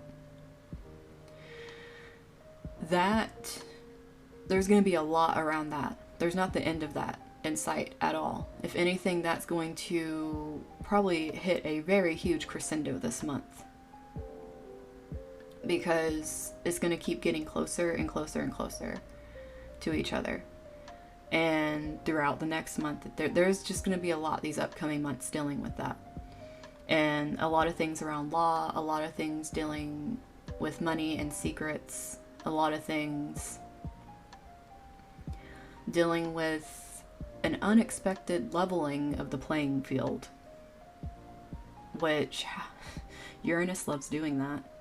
And the thing is, Uranus is not like Jupiter. Jupiter will come in and be like, hey, I will give you some help. I'll give you a whole lot of help. You know, kind of tip the scales in your favor kind of thing. Uranus comes in and says, fuck scales. Everyone is just going to get leveled to the ground, and we're going to start from there. Which is why I say it reminds me of the Tower card, especially paired up with the North Node energy right here. We're all moving towards this energy of what we value about the human experience, what we value about the human body, what we value about what is comfortable, what we value with money, and what we value about what is possessions, what is deemed can be possessions, who owns what, who has the right to say they own and can make choices for other people based off of what they own. There's just a whole lot of that energy here. And the thing is, having these squares that I was talking about earlier, because I know I brought up these squares earlier, it's actually pointing from the feminine energy, and this is, Saturn also represents institutions, medical institutions, it represents law, it represents restrictions, and it's squaring off and creating these challenges. So it's like there's this big tension between these energies and the laws that are coming into effect. Who feels they own what? It's gonna keep more and more and more becoming very apparent, because Saturn is currently retrograde, which means it's moving to an even tighter orb of being at square. The moon will move. Right now there might be a lot of people being very up in arms and fighting very loudly with their emotions, with the moon being in Leo adding to this energy. A lot of demonstrative protests and things like that happening over this feminine energy. Once the moon moves into Virgo, this is going to change into people going, you know what? We need to make some plans for this. People are probably going to start organizing things, because Virgo is the sign of organizing, of planning, preparation. So the following week, we're probably going to see things moving from the emotional state that things are in, because this all kind of happened with the Cancer new moon. And we've been in a very emotional state dealing with all this. And going into Leo, things getting very fiery, very dramatic. But now it's going to move into, what can we do? What kind of plans can we put into action? What can we organize? And then once that's done, it's going to be put out and groups are going to be formed when the moon moves into Libra. So throughout this month, we're going to be seeing a lot of these things happening. Now, as we're heading towards the moon moving towards Capricorn, which is going to be a full moon, because we get full moons when the sun is in direct opposition to the moon, like exact degree, that's a full moon. All this energy is going to be moving through, like, you know, groups forming, possibly even secret societies, because it's going to be moving through Scorpio too, because Scorpio is all about them secrets. But it's also going to be, Scorpio is also about sexuality and things like that. So that's going to be more at the forefront too, being talked about. And then going through Sagittarius, it's going to be like, open your fucking mind. And then it's going to hit Capricorn, and it's going to be like, okay, this is what we're laying down. This is the foundation we're laying down. We planned this. We've been doing this all month. This is our plan now. This is what we're going for. Like, it's not going to be some half-baked thing either. This, when it comes to the full moon that's going to happen in Capricorn, all of these stages are going to go through, because the moon takes about 2 to 3 days to go through a sign. So getting up to that, this is going to be a few weeks. It's going to be about 2 weeks that all this is going on very rapidly. So don't be surprised if you start seeing groups getting together, if you start seeing organizations being formed, if you see different plans, different petitions going out. Petitions are more along the Virgo line of things, because there'd be a lot of writing, there'd be a lot of planning. But once it starts moving past Virgo energy and things are being set into motion, you're going to see a lot more things about people being vocal, people speaking out, people bringing things up that seem very taboo to talk about, to shake up the status quo. And then you're going to see people moving forward saying, like, you know, the morality behind everything. Like the human decency thing I was talking about before when it comes to respecting other people. Yeah, we're going to circle back around to that, because that doesn't just go to respecting boundaries of content creators. It goes to respecting the boundaries of the the human body, fuckers.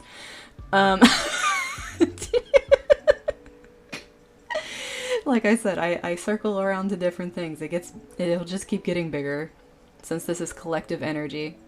Hey Ruby, nice to see you, hun. It's like, yeah, you come in when I say it circles back around the human decency, you fuckers. That's when you join the chat. But that's the whole thing. It's like, it's not just like with content creators and creatives and all this stuff. It's also going back around to the actual human experience, the human body, what we can do with our body. That is going to be a big focus with this over the next coming weeks. And it started out emotional. It started out very emotional, because it all came around this Cancer new moon, where it's like a very feminine energy was attacked, right? And rights were attacked, and who owns the rights, and all these other things. So it's gonna go through being dramatic the next couple of days, but then it's gonna go into planning mode, because Virgo doesn't play. It's gonna be like, okay, we need to start compartmentalizing these emotions and start seeing what we can do with them. How can we harness the emotions and make plans out of these? And we're probably gonna see a lot more petitions being really well written, going around with things until things go into Libra, and then people are going to be banding together in groups. And then going into Scorpio, we're going to be seeing people talking about taboo things, possibly getting up and just pissing people off on their platforms. It really wouldn't surprise me if people did that, if they got up and just decided that they wanted to start using their platform to say a lot of things that shock the living hell out of people. And people start just revealing secrets about themselves on their platforms, like, hey, I got this done. Hey, I am this. Like, people just coming out and revealing their sexuality to, like, stand up for rights and stuff like that. It would not surprise me at all. And the thing is, once that's already going on, it's going to go into the Sagittarius energy where everyone's like, well, damn, we've been learning a whole lot of shit. I feel like, you know, things I didn't know before are really shocking me right now. And it's like the expansion. Now, there's going to be two things to this. Sagittarius energy, you can expand the mind, you can learn, you can really evolve and become a better you, right? or you can run. There are gonna be people running from the truth, and that is gonna be pissing people the fuck off. Not even gonna lie. People are gonna get pissed. And the thing is, there might be people trying to take back things they did at this point, which could lead into the Capricorn full moon, which is why there could be new foundations put down, which is why there could be new laws put down, because people are like, okay, we're backtracking. Yeah, exactly. Exactly, Aya. And I'm glad you have your burger. I'm gonna eat a grape. Yeah, I got my burger. Wait, I could... Wait, I'll send a pic, but... Excuse the sloppy ass, right? Excuse the sloppy ass writing. Oh, once again, my Taurus placements are happy to see food, so Yep. just gonna go over here. Look at this. Look at the food.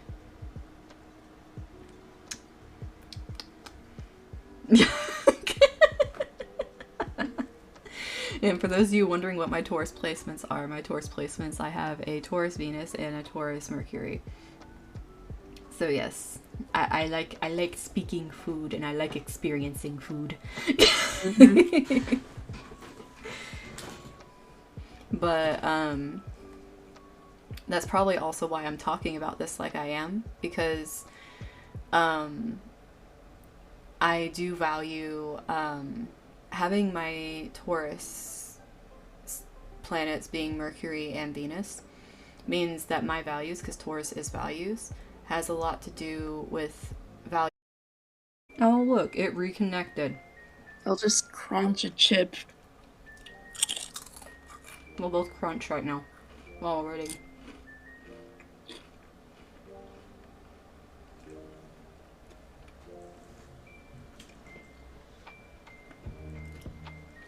Just let us know when you're back. We're just gonna be sitting here crunching until people come back. Oh god. Yeah, I'll know. Okay, it's not bad yet. It's just in a pause state.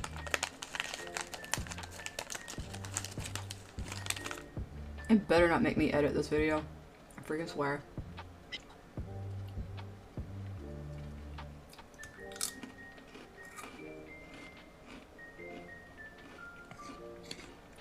I have no drop frames. Just decided to like, bye. Hey Ruby. Just crunching on my stuff while waiting for this thing to decide that it wanted to not be a little bitch. Oh, OBS just is. Oh my god, OBS is so. I don't know how to say it. Look at you, you got the corn too. Yeah.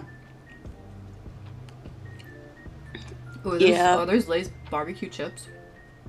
Yes. Yes. Yes. So good with burgers. Yes, girl. Mm-hmm. They go with burgers. Mm-hmm. Mm. Okay, enough being distracted by foods. Okay. Oh, you're getting distracted.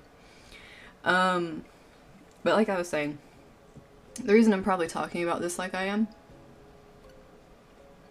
is because these issues are important to me. And it's not like just those issues, it's the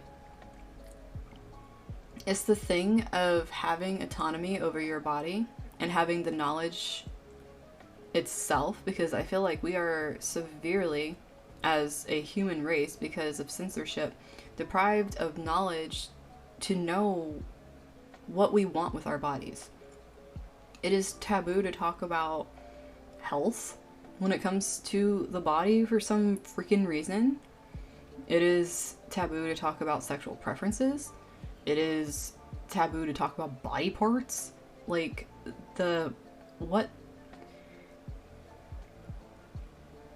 Like, do you think the cavemen cared? Why do we care so much, huh? I don't know why I keep going back to cavemen, but I feel like society as a whole is just reverting into like this dark ages era where it's like everything is censored or off with your head. That's literally what I'm starting to feel. And it's ridiculous. Like, how are you supposed to have autonomy? How are you supposed to know what you like? How are you supposed to know how you want to experience life if you don't have the knowledge or the wherewithal to do it? Because if your parents don't know, or your parents just won't talk to you about it, or if you go to school and you have a crappy ass education as to what is going on with your body, or if you go on the internet and you try to look it up and you just get a bunch of things that freak you out and you're like, oh my god, and you're scarred for life, it's like, what do? You go out and you have a bunch of scary experiences that scar you for life as well. It's like, where is the medium here? Exactly. And I, for one, would much rather have people not go through shit if they don't have to. Because going through the shit sucks. It really does. Yes, don't WebMD stuff. Just don't. I mean, I do it sometimes very specifically for things because I know what I'm looking for. Because I have a medical background, and it's like, if I'm looking for something very specific, very quick, I'll use it. But I'm not going it to diagnose myself. I might be going there like looking up a medication really quick to see the like quick side effects of a medication. But that's about it. Like, I'm not going on there to see if my symptoms are adding up to me having all these things wrong with me. Like, no. And that's another thing too, is there's not a lot of and when you go to doctors too, a lot of times for the bedside manner, they are uncomfortable talking about the body on top of that. It's like, dude. It's like, I know a lot of people are blaming pandemic type things, like that's why our social interaction is like screwed. I don't believe that's it. I just honestly feel over like at least the past decade that people have really just fallen off the wagon as to how to communicate with people. It's become this thing where social anxiety is rampant because no one knows how to talk to each other. And that's because everyone's afraid of stepping on someone's toes, being politically correct, being canceled. Like, literally being canceled for saying hi to somebody. Like, what the... Because you said hi wrong. There's no room for making a mistake. You have to make a perfect first impression, or it's just like... It...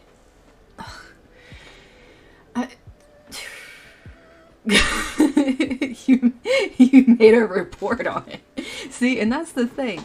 And people in school literally are very aware of this, and they're making reports on it because of how messed up it is. And then it's like a lot of times those things get dismissed because instructors don't know how to deal with it either, and they don't want to be made to look dumb. Now, to me, the only way you look dumb is if you're not open to learning. Like, if you're just like, I know what I need to know and I don't need to see anything, to me, that's... You go be a fuddy-duddy over there, dude. Go be a fuddy-duddy.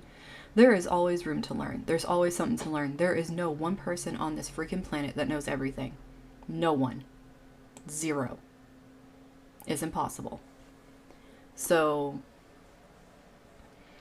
I don't want to have... And the thing is, I know I don't know everything either. But that's the beauty of it. That means I can learn things. That means that I won't be bored because there's always more things I can learn. And I feel like people need to adapt that attitude when it comes to not knowing things, as opposed to the attitude of, I'm dumb, I don't know this. And it makes them scared to say anything. To me, I don't know everything, and that makes me excited. Because that means if I learn something, hell yeah. You know, life will never be boring because there's always more for me to learn. And I feel like that isn't the kind of attitude that's pushed out in society. The attitude is you need to know or you're screwed. And it's like, we are not just, if that was the case, we would just all be AI. We would just be AI. We'd have a program stuck into our freaking head when we're born, and then there you go. Or we'd be born with a program in our head. And just knowing Google. We would just be Google. And even Google doesn't know everything, because if you type something in there wrong, Google doesn't know what the hell you're talking about. So like, let's just throw that there too, because, you know, AI is only as advanced as we are. So even that isn't perfect. So there's, I feel like, this huge misconception around learning, and the fact that people make it like this huge daunting thing, when in reality it can be fun. And I'm really passionate about learning. My Mars is in my 9th house. It makes me very excited. It gives me a lot of energy when I'm learning things. And it also gives me a lot of energy when I'm teaching things. So it's like, both sides of the coin make me super excited. And so if someone is gonna like say something like, oh wait, you said this, but this is what I've heard about it, be like, oh hell, I'll look into that. Like, I am very open-minded when it comes to that kind of stuff. Like, I'm not the type of person that if you tell me something and be like, but this is how I looked at it, I'm not gonna be like, well, you're wrong because this is how it... No, I will go look it up. Now, if it doesn't, you know, align with how I feel about it, be like, okay, agree to disagree kind of thing, but I'm not gonna say you're wrong because we all have our perceptions. So that's what it means to be open-minded, is to allow people to have their opinions. And then there's that whole thing of like, it's okay to have a wrong opinion. Like, okay, look, I know that's a meme, but sometimes that can be very detrimental to people wanting to learn something if they feel like they said something and just because they said it, they have a wrong opinion. Like, there's a time and place to say those kind of things. And when someone's learning something new and they're shy and they're not really sure of themselves in something, to sit there and tell them they have a wrong opinion just for trying to learn something and what they know is like, it might discourage them from wanting to do things further. So once again, that goes with social clues that I feel like we severely lack as a society now. I feel like social cues, human decency, and just respect and boundaries, a whole lot of that has just been like washed into like this hole that needs to be rediscovered and actually taught properly, because I feel like there'd be a lot less misunderstandings. There would be a lot less people feeling like they have the right to treat others like absolute shit if these things were taught. It's almost like having human etiquette, decent human etiquette. But a lot of people don't have that. A lot of people get their etiquette from the internet because they have no other place to get it. And a lot of etiquette on the internet is not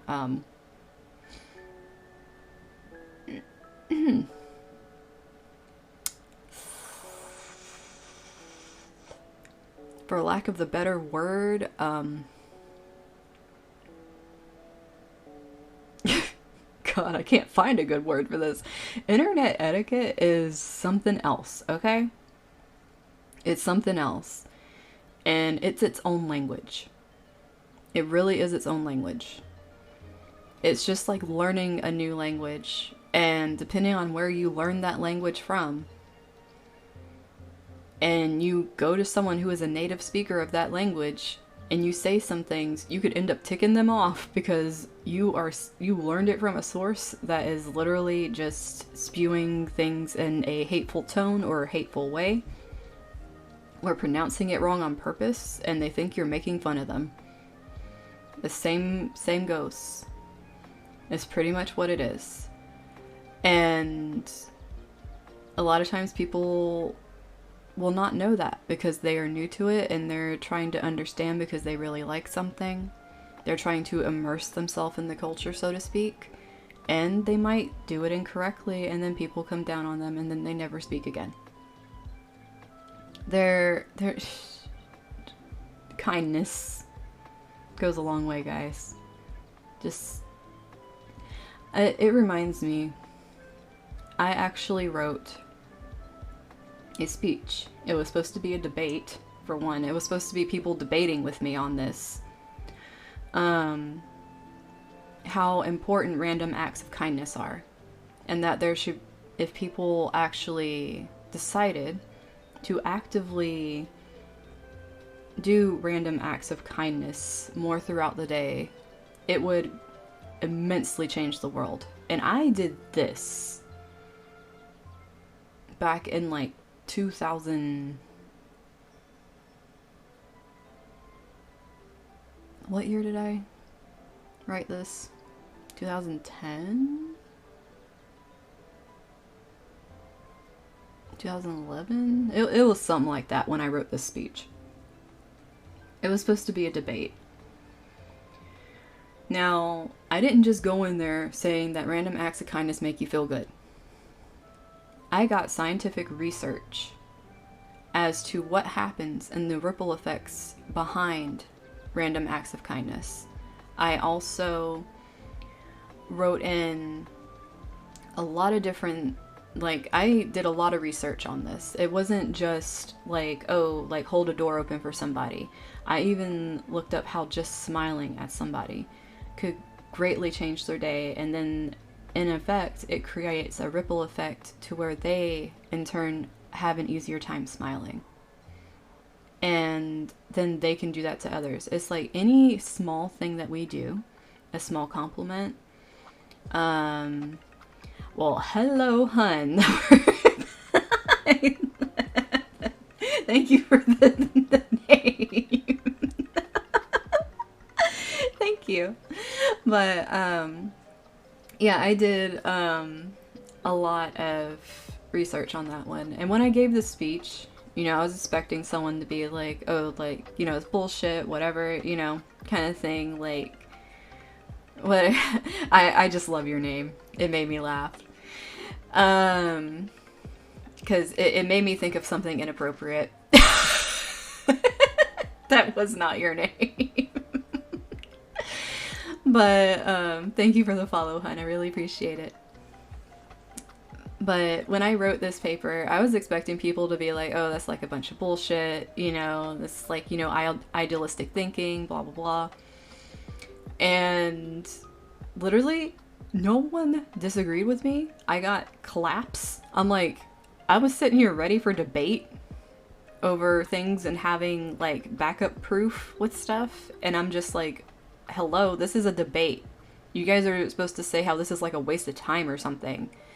And the teacher's like, well, if anyone can debate that, I would like to see it. And literally, like, nobody could. I mean, it was I backed it up with science, I backed it up with studies, as well as backing it up with personal anecdotes and experiences. Because that's what you're supposed to do in debates and everything, is you're supposed to have a lot of different sources as to why you're taking a stance on something.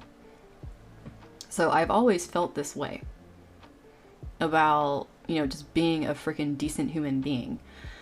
So obviously 2011 was a while ago, like 10 years ago, that I wrote that debate.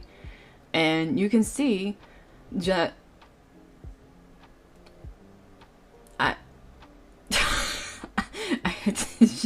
where the fuck is it? Where is it? Because I feel like a lot of it's gone downhill. And then on top of that, a lot of this being a decent human thing has been placed on people that have platforms like, you need to be the decent human and entertain and make everyone else feel better.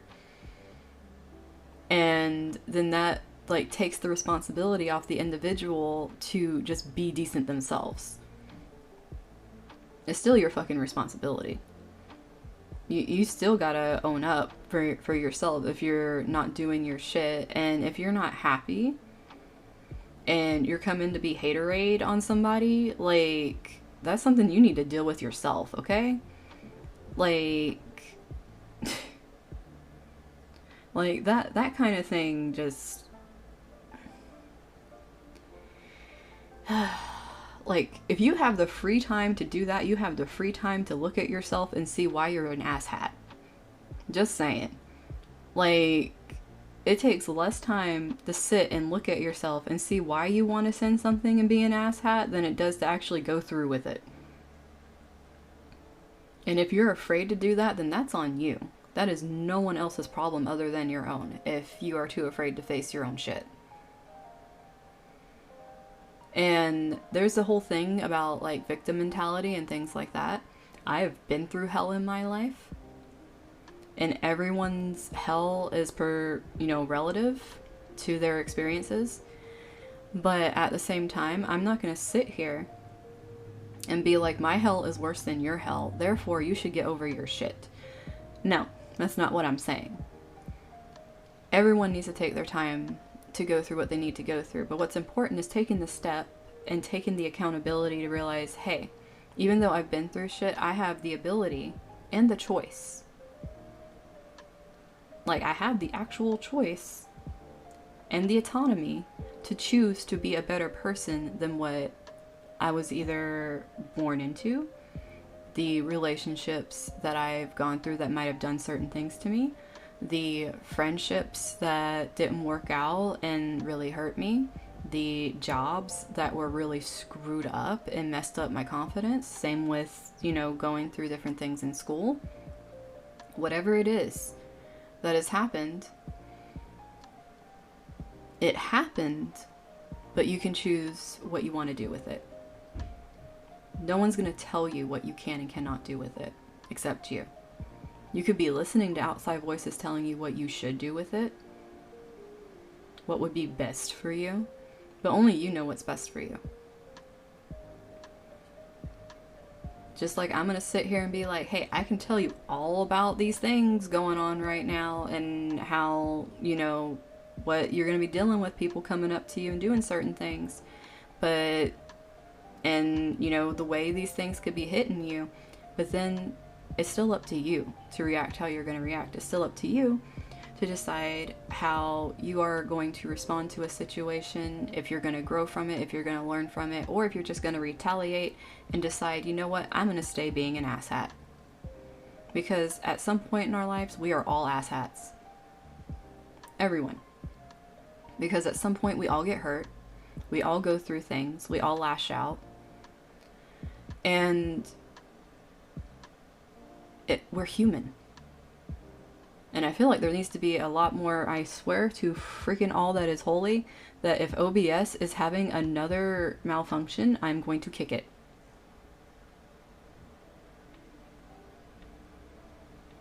OBS?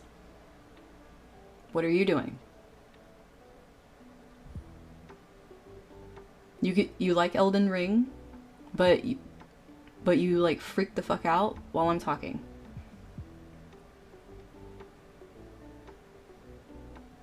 The heaviness of my conversation is heavier than Elden Ring's freaking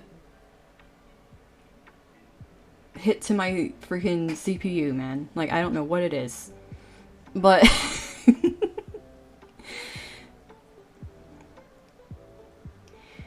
But anyways, hopefully you guys are still there and OBS isn't like kicking you guys to Timbuktu and back over and over again.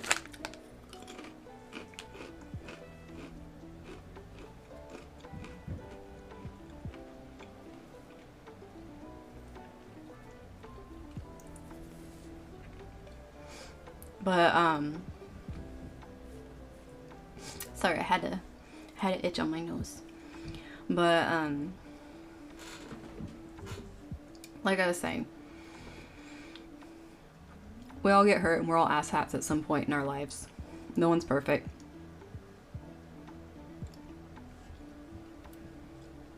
But I don't think I'm seeing much else transit-wise. I think. Well, I haven't mentioned Pluto. But it kind of goes back to what I was talking about, having deep conversations, because it is in conjunct Mercury. It's going to be causing that that push-pull of wanting to talk about something, or the very heavy topic that needs to come up and be spoken about, like the huge elephant in the room.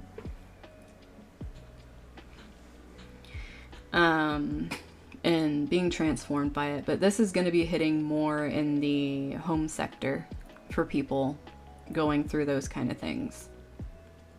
Like that very deep conversation that needs to be had with family. Or just with people that you consider your family. If it's not like biological, it's like where you've rooted yourself. And where you consider home, having deep conversations that need to be had in the home. But this is not something, this will probably only last maybe tonight and tomorrow, kind of going with the Leo new moon. So I would say be careful, since it's kind of riding along with that dramatic energy. If this is a very deep, touchy topic, it can bring up some flared up emotions, some dramatics, but if that can be worked through without the dramatics, there can be a lot of very generous, open-hearted energy and a lot of understanding, and possibly presents, which I know is very random, but Leo does rule the 5th house, which is gifts, and having the Leo moon there, it could be having gifts come through the form of understanding and love and all that kind of stuff. Me personally, tomorrow I think I am getting actual physical gifts for a reason. So it's kind of funny that that's in the chart. But yeah, there's that whole thing in there too. But I feel like that this conversation isn't going to be like, it'll be a very important conversation. It'll be very pivotal. It will change things. It'll probably change the way you speak to a certain family member. Possibly secrets and things, change the foundation of a relationship and how you choose to communicate with someone. But if you can come at it being open and being genuine, it should be okay. Though I would say just watch out for unexpected temper flares to happen, because it could be a very sensitive topic. Especially if it has anything dealing with religion, or on the topics of having very different life perspectives on something or points of view on something. It could very easily have a temper flare there because of where the moon is positioned right now, especially if you have that conversation today. If that conversation happens today, yes. Or later tonight. But yeah, that is pretty much what I am seeing for the transits that are happening. So, who in chat, if you are ready, would like to have their chart looked at? And I can look at your chart with the transits to see what can be currently going on with you and where these are personally hitting you. So it's up to you guys. But yeah, that's like the overview for everybody for like the current transits and stuff going on right now.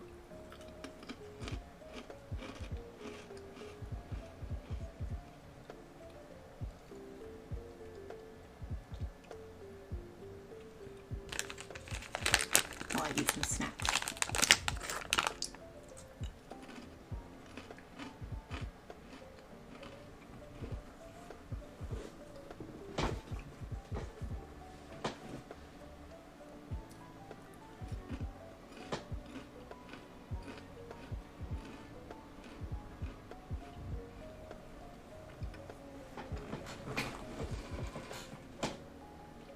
Get positioned correctly in my chair.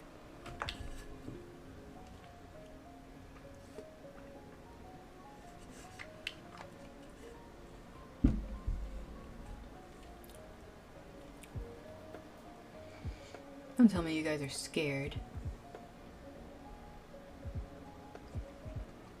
We can have safe words.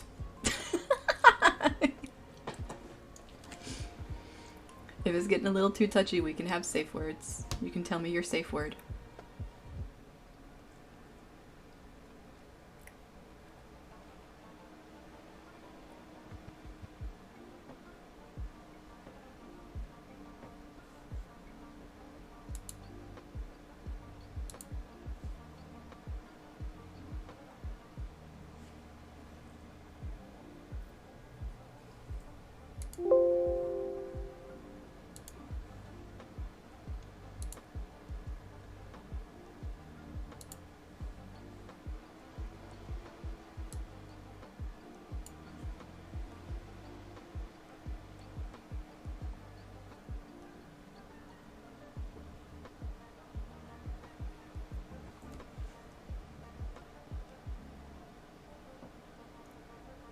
Guys, I know you're there. I can Callan. Honey, all you have to do is, I already told you, you just DM me your stuff and I make it for you. You don't have to make it.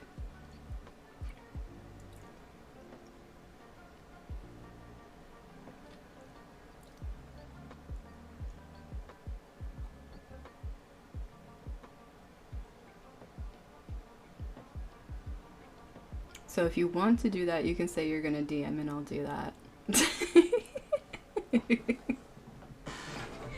And I'll just pop it up on the screen. But you have to be okay with it though. I don't want you to feel pressured. And I have a feeling Ruby's sitting there to see if anyone else wants to have it done before she says anything.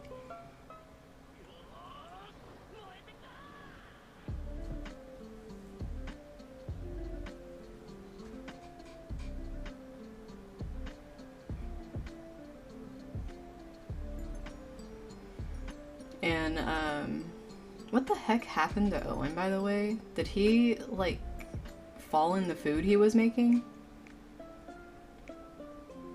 Oh no, he was drinking. He probably got too tipsy.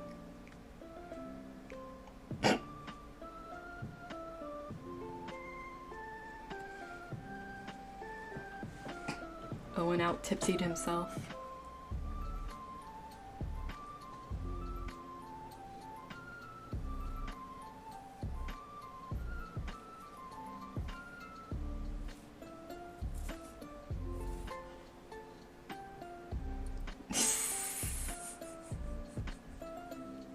See, I had a feeling that's what Ruby was saying. She's like, you read my chart.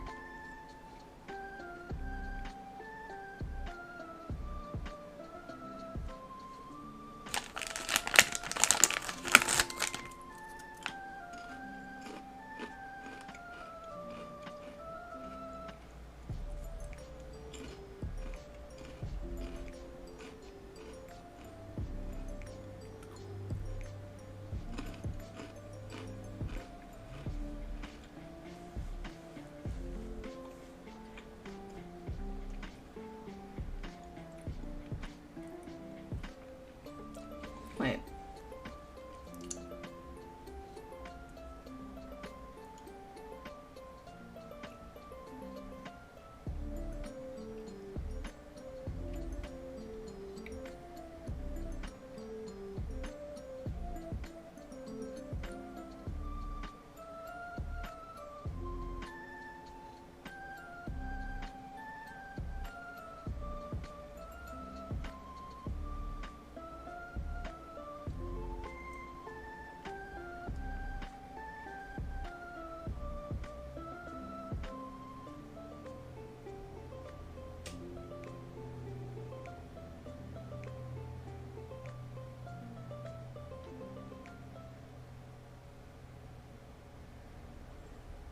I know, Heyy did.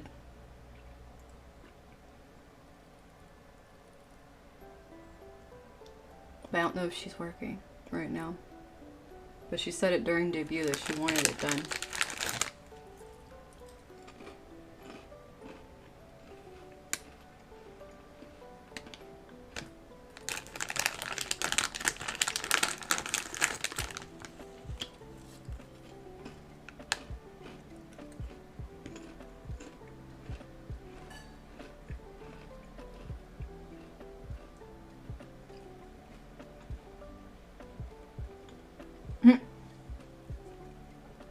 Yeah, I know.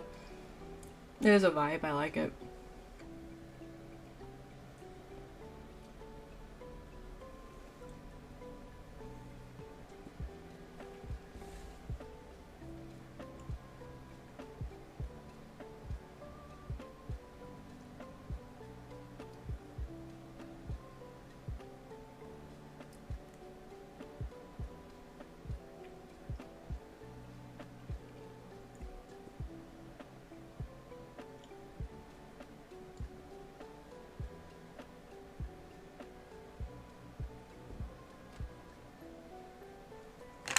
Okay. Let's see what she says.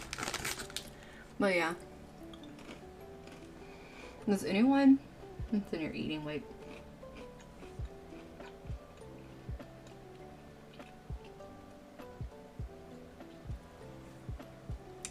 Does anyone have questions about what I said? Because I know I go through things a lot pretty quickly. And if you are newer to it, if I said things that didn't make sense, feel perfectly, it's perfectly fine to ask questions. So I can like explain them so it's easier to understand.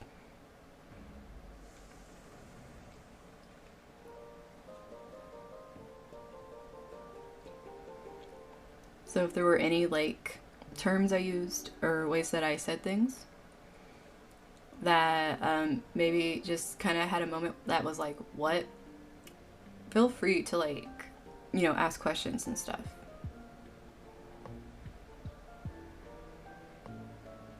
Oh my gosh, Ruby. I like... Meanwhile, you're gonna have Aya come in here like, excuse me. Yes, they aren't bad. But I am also very honest.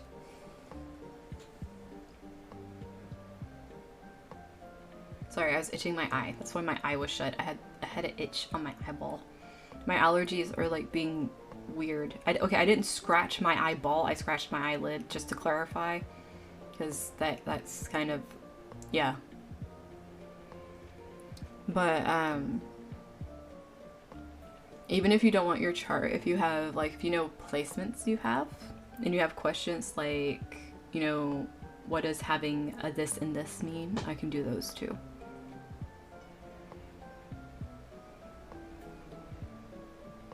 This music's cute.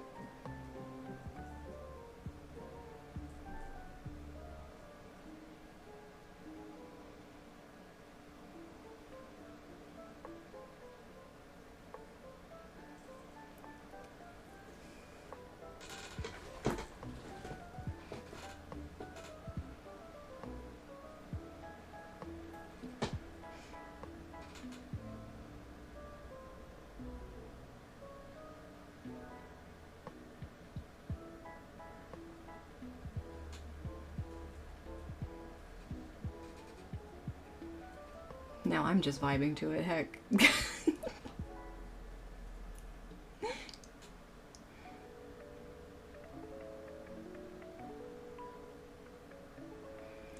But anyways. Yeah, if no one is feeling up to having their chart read, I understand. It's a lot to take in just from what I already first said. I understand. But if that's the case, I am probably going to... the music is a vibe. I'm just kind of vibing right now. But yeah, if no one's wanting to have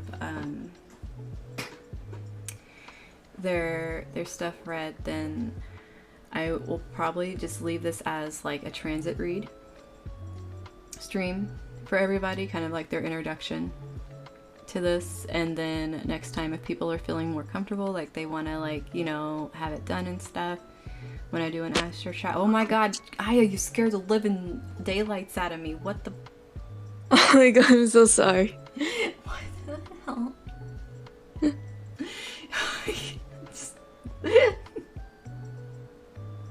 Twitch mod jump scare. You did. But God, now I can't even remember what I was saying. That just she just yeah, the little mousy emote laughing at me being jump scared by my mod. God. Oh my god.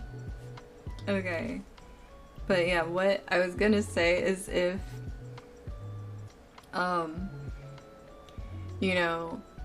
this is very new, and if it's like a lot of information and stuff, then obviously I can leave this as a transit read for today so people can kind of like digest all the stuff I said. And possibly, because since OBS decided to be a butthole, more than likely I am going to have to edit this video, which kind of sucks. But so annoying. But yeah, I'll leave it as a transit read, kind of like an introduction to astrology for you guys. And then the next time we do astrology, we'll do kind of like an updated thing. I need to see when the Capricorn actually I can look it up really quick. Let me see when the Capricorn full moon is. I might do an Astro chat on the day of that.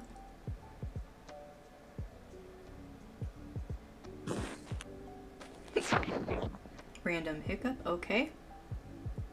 Thank you for attacking me out of nowhere. That's cool.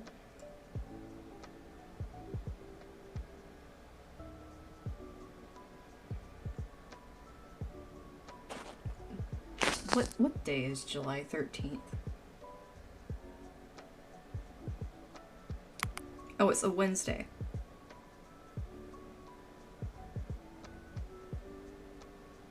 Yeah, I can probably do an Astro chat.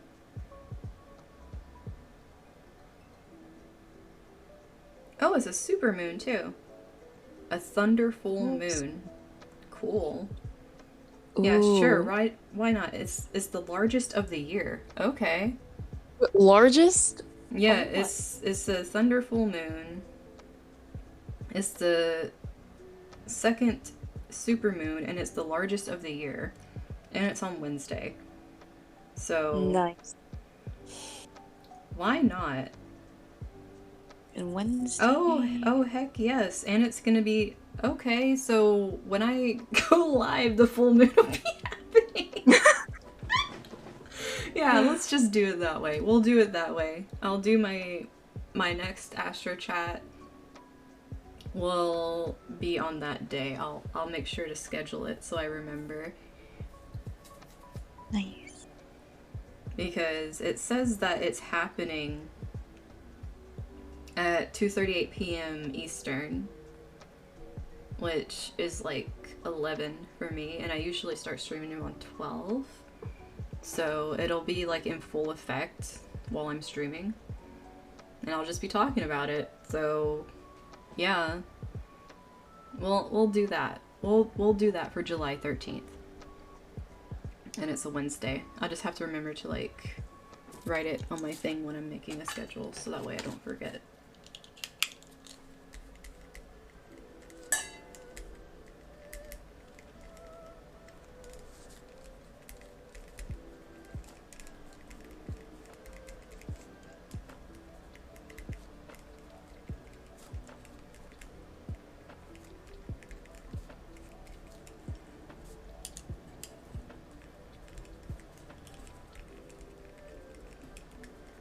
But yeah, we'll just go over that full moon that day. So that'll be the next day we have an Astro chat.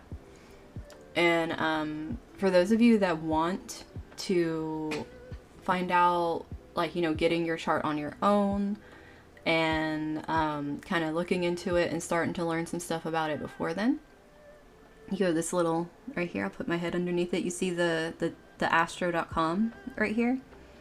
That's the website that I use for mine, for making charts. So if you want to go to that, if you want to go to that site and type in your information. What you are going to need is the day you were born, like the date, the month, the year. You're going to need the time you were born, like hour, minute, AM, PM kind of deal. And you're going to need the place you were born. Like if it was a US thing, it'd be like the city and the state. Like, because I know it works different in different areas of the world, like what things are called. But everything will be there. You put that information in. And you put it in for getting a natal chart, a birth chart is what it's called. And that will give you your chart. And it is free. You don't have to pay for it. But, yeah, if you want to do that in the meantime, in between the next Astro chat, then obviously the next Astro chat is not going to be next week because the next one's going to be on the 13th, on the full moon, like I'm saying. That's what I'm planning it for. So that's how we'll do it. We'll see how much stuff in between now and then that I talked about, because I literally talked about everything up until the full moon. I realized that today. I was just over here going on and literally told you guys what to be looking for going up until the full moon, and then it's like, hey, let's do an Astro chat on the full moon. So yeah, we'll see how much stuff that I talked about has been happening for you guys once it comes up to the full moon. And like we can have some discussions about that, and then we'll go into the actual chart of the full moon itself after we discuss some things. Like if you guys want to take like little notes and be like, oh yeah, I definitely had this happening to me. I'd actually really like to hear that. I think that'd be kind of cool. So yeah, I didn't even realize I was doing that. Kind of just went on a whole tangent of talking about how each of the different cycles of the moon being in the different signs is going to be affecting us until we hit the Capricorn full moon. But now I've decided to do my Astro chat on that day because of the full moon, and it's going to be a thunder full moon is what it's called. It's making me think a lot of Zeus right now. So so we're pretty much gonna be having a Zeus full moon. That is the largest supermoon of the year that we're gonna be doing our Astro chat on. So yeah, that will not be next week. It will be the 13th. So there will be no Astro chat next week. If you guys want to refer back to some of the stuff I said that will be going on all the way up through next week, then I guess you can just watch the VOD once it's up. Because, yeah, I kind of gave like a rundown for quite a bit of stuff, plus some side rants. So, I mean, that's one thing you should know about me by now. I'm a side ranter at random times. It just happens.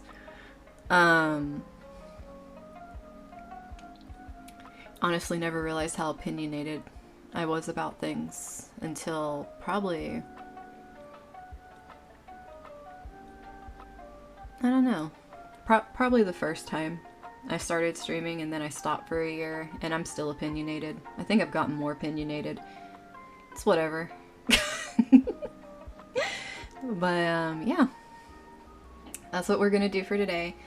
And if you guys are more comfortable next time after we do the full reading on the Capricorn full moon that day and we go over everything, if you guys want to start doing charts that day, then we can do charts on live viewer charts that day too. So it should be a lot of fun. I feel like this was a pretty good introduction into things, and when I put the VOD up on YouTube, if you guys have questions in the comments about certain things too, you can feel free to ask in the comments too, because I'll answer questions in the comments, because sometimes you might feel more comfortable commenting on the video instead of asking live. Completely understand. But yes, I have to, after this, work on uploading my Elden Ring stream from yesterday to YouTube. And then I will be then editing this video because OBS decided it wanted to be a freaking turd, and putting it together for being able to be uploaded to YouTube, which should be tomorrow. So I will be off tomorrow.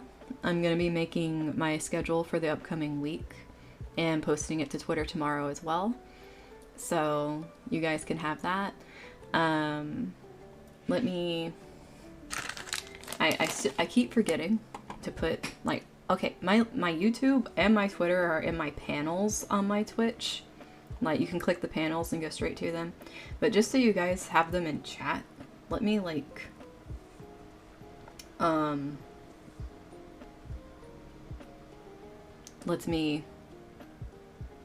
let my brain work for a moment and go to this chat so I can pull up some links really quick for you guys to have.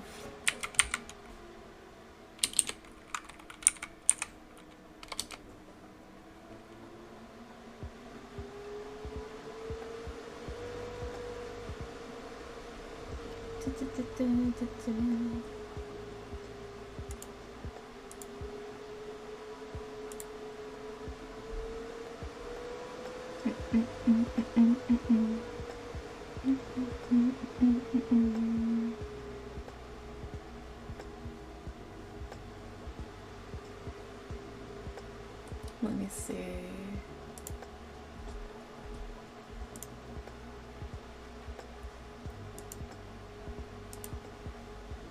I should be able to get them from here. Here we go. Okay. So for Twitter, this is Twitter right here for being able to find me and my schedules that I'm going to be posting when I make them, because I keep forgetting to put this in my Streamlabs, so it has the link. I put it on my Twitch and all my panels, and I put it on YouTube and my panels and everything, and I put it, but I keep forgetting to actually put it in the thing that pops up on the screen on here for you guys. So there's that one, and then this is YouTube. For those that like want to go and watch the VODs and whatnot. So yeah, I got those for you, but I gotta get those set up on Steam, not Steam, Streamlabs after this. I gotta remember to go in and do that, so that way it's not like all funky and I have to keep like remembering that. I'm just gonna leave this up so I remember to do it, because I'll forget. But yeah, it was really great hanging out with you guys today, and hopefully Owen fell asleep in a safe position, because I have a feeling that's what happened to him. But yeah, I love you guys, and Aya, do you want to sign off? Or... Yeah, I'm gonna sign off. Yeah. Yeah, okay, I'm signing off. Mata ne. Hasta luego. Bye bye. Bye. She's so cute. And I'm gonna go ahead and say goodbye as well. I love you guys so much, my beautiful soul fam. Thank you for the follows today and the subscriptions and the resubscriptions. I really appreciate it. And I love you all so much, and I will see you next week. And the VODs will be getting posted today and tomorrow, once things are done. So love you guys, and I'll see you soon. Bye bye. Bye bye bye bye bye bye.